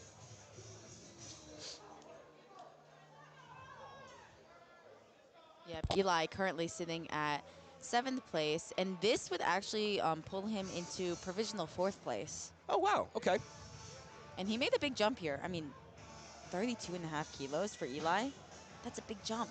He missed his opener, was forced to retake that, so that could potentially be why you see that big jump there. It's a bold move, Cotton. See if it pays off for him. It's a bold move, but it's also a bold move to miss your opener and then go up anyways to a planned second attempt. So that's when that missed opener, it's really a tough situation to be in for these lifters. He's on the board, coming for it all with this third attempt, pulling into 4th. And it looks like he's going to have to stay in 7th place. Eli Bickle just got stapled to the ground, unfortunately. Coming up next on platform 1, Ed Medaris. This is going to pull him into 3rd place in the 125 kilo weight class. This is 584 pounds. Yep, he's currently in 4th place, trying to pull into 3rd by the slightest margin over Austin Sparks, who has already finished his day. Can Edward do it on platform 1? Ooh, and he's fighting with it. He locks it out. Gotta see what the judges say on that. 2-1, that's gonna be a no lift. Jury, you gotta go to the jury on that. I mean, that was a pull for a podium position in 3rd place. You have to go for the jury. Now, Gray McCurdy, platform 3. 265 kilos. Is he gonna be able to lock it out? What a grind from Gray McCurdy. What a fantastic lift. And it's not good. What? Oh my gosh, Jury, 2-1. Jury, that one, Go to the jury. that one you've got to go to the jury. That was such a contentious lift. I mean, from my point of view, I thought it was good, and so did one of the referees. They look a little bit confused. I would definitely go to the jury there. Now Brandon Taylor coming up as our, if I'm not mistaken, one of our last lifters in on platform 1. This is 277.5 kilos, a big 611-pound deadlift for Brandon Taylor in the 125 kilo weight class, who solidify first place by well over 40 kilos. Can he add more to his winning performance? Unfortunately not. That is okay, ladies and gentlemen. He's still up and solidifies first place. He is your 125 kilogram national champion. Now, Jacob Mankiw, he's not going to let him get all the shine. He's going to make sure he gets the heaviest deadlift on the day for platform 1. This is 661 pounds.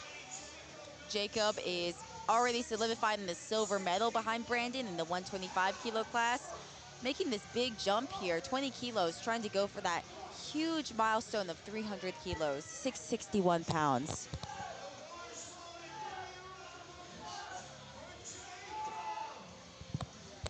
Mason on platform 3, yeah, but unfortunately no lift. He still walks away with his opener. Come on, Jacob, 300 kilo deadlift right here, right now. Not Can to be he pull it outdone. off? That was a pretty second attempt for Miguel on 2. Here's Jacob. Can we find our way? 20 kilo jumps all the way through. Let's make it happen, Jacob. Oh my gosh, he locks it out. What was that? That's gotta be a good lift. 3 white lights for Jacob Mankiw. Ooh, love the celebration there. Wow. Ladies Phenomenal and gentlemen, way to end the day. if you are watching on platform 1, we have reached the finish line for the 2024 USAPL High School National Championships here in Baton Rouge, North Carolina. If you're on platforms, did I say Baton Rouge, North Carolina? Baton Rouge, Louisiana. Oh my goodness. Losing our minds right now. Oh, if you're on platforms 2 and 3, you're going to hear us do another couple sign-offs. But platform 1, it has been an absolute pleasure to be able to work and to be able to call this meet with you all. My name is Nick Stevens. Adriana Davis. And we will see you at the next meet. Now on platform 2, the excitement does not stop in the battle of the 140s. Elias Diaz, currently in second place behind Gabe, trying to pull into provisional first with this lift. Big jump here to 600 pounds. Oh no, and that's not going to go. He did not lock out his knees at the top. Oh man. And that's the tough thing with taking such a big jump. I mean, that was 22.5 kilos. That was a big jump here that Elias took. Now, ladies and gentlemen, on platform 3, Maximus, the Gladiator. Maximus pulling it to first over Elias Monk. Oh no! And Maximus locks it out but has a bobble at the top, and it's not going to go. downward motion at the top. And that was Maximus's last attempt to try to pull for the win. Now Elias Monk is already your 100 kilo national champion. He really doesn't even have to come out for this lift. Yeah, he doesn't have to, but Maximus, he really fumbled the bag there with that last attempt. Still solidifies silver, not a bag day, but Elias Monk is going to be your 100 kilo national champion. Gino's having his whole spiel there because this is 666 pounds on platform 3. Oh man, what a phenomenal end to platform 3. Elias Monk, the number of the beast, 666 pounds. Already your national champion, capping it off with a fantastic pull. Oh my God, no way. Oh my gosh, locks it out. Oh, no mamma question mia. there on lockout. That's going to be good. That's 2-1. 2-1. That's a good lift. Woo! What a way to end platform 3. The action with Elias Monk, your national champion. Big pull there to end the day. Ladies and gentlemen, what a phenomenal show it's been this whole weekend, but especially today for the high school national championships here in Baton Rouge, Louisiana. It has been an absolute honor, privilege, and pleasure to speak on the mic with you all and to call this meet. Hopefully we were able to narrate some good stories. Hopefully you got some good sound bites out of us, and we hope you had a phenomenal time tuning in. Ladies and gentlemen, my name is Nick Stevens. And I'm Adriana Davis. And we will see you next time. Be blessed.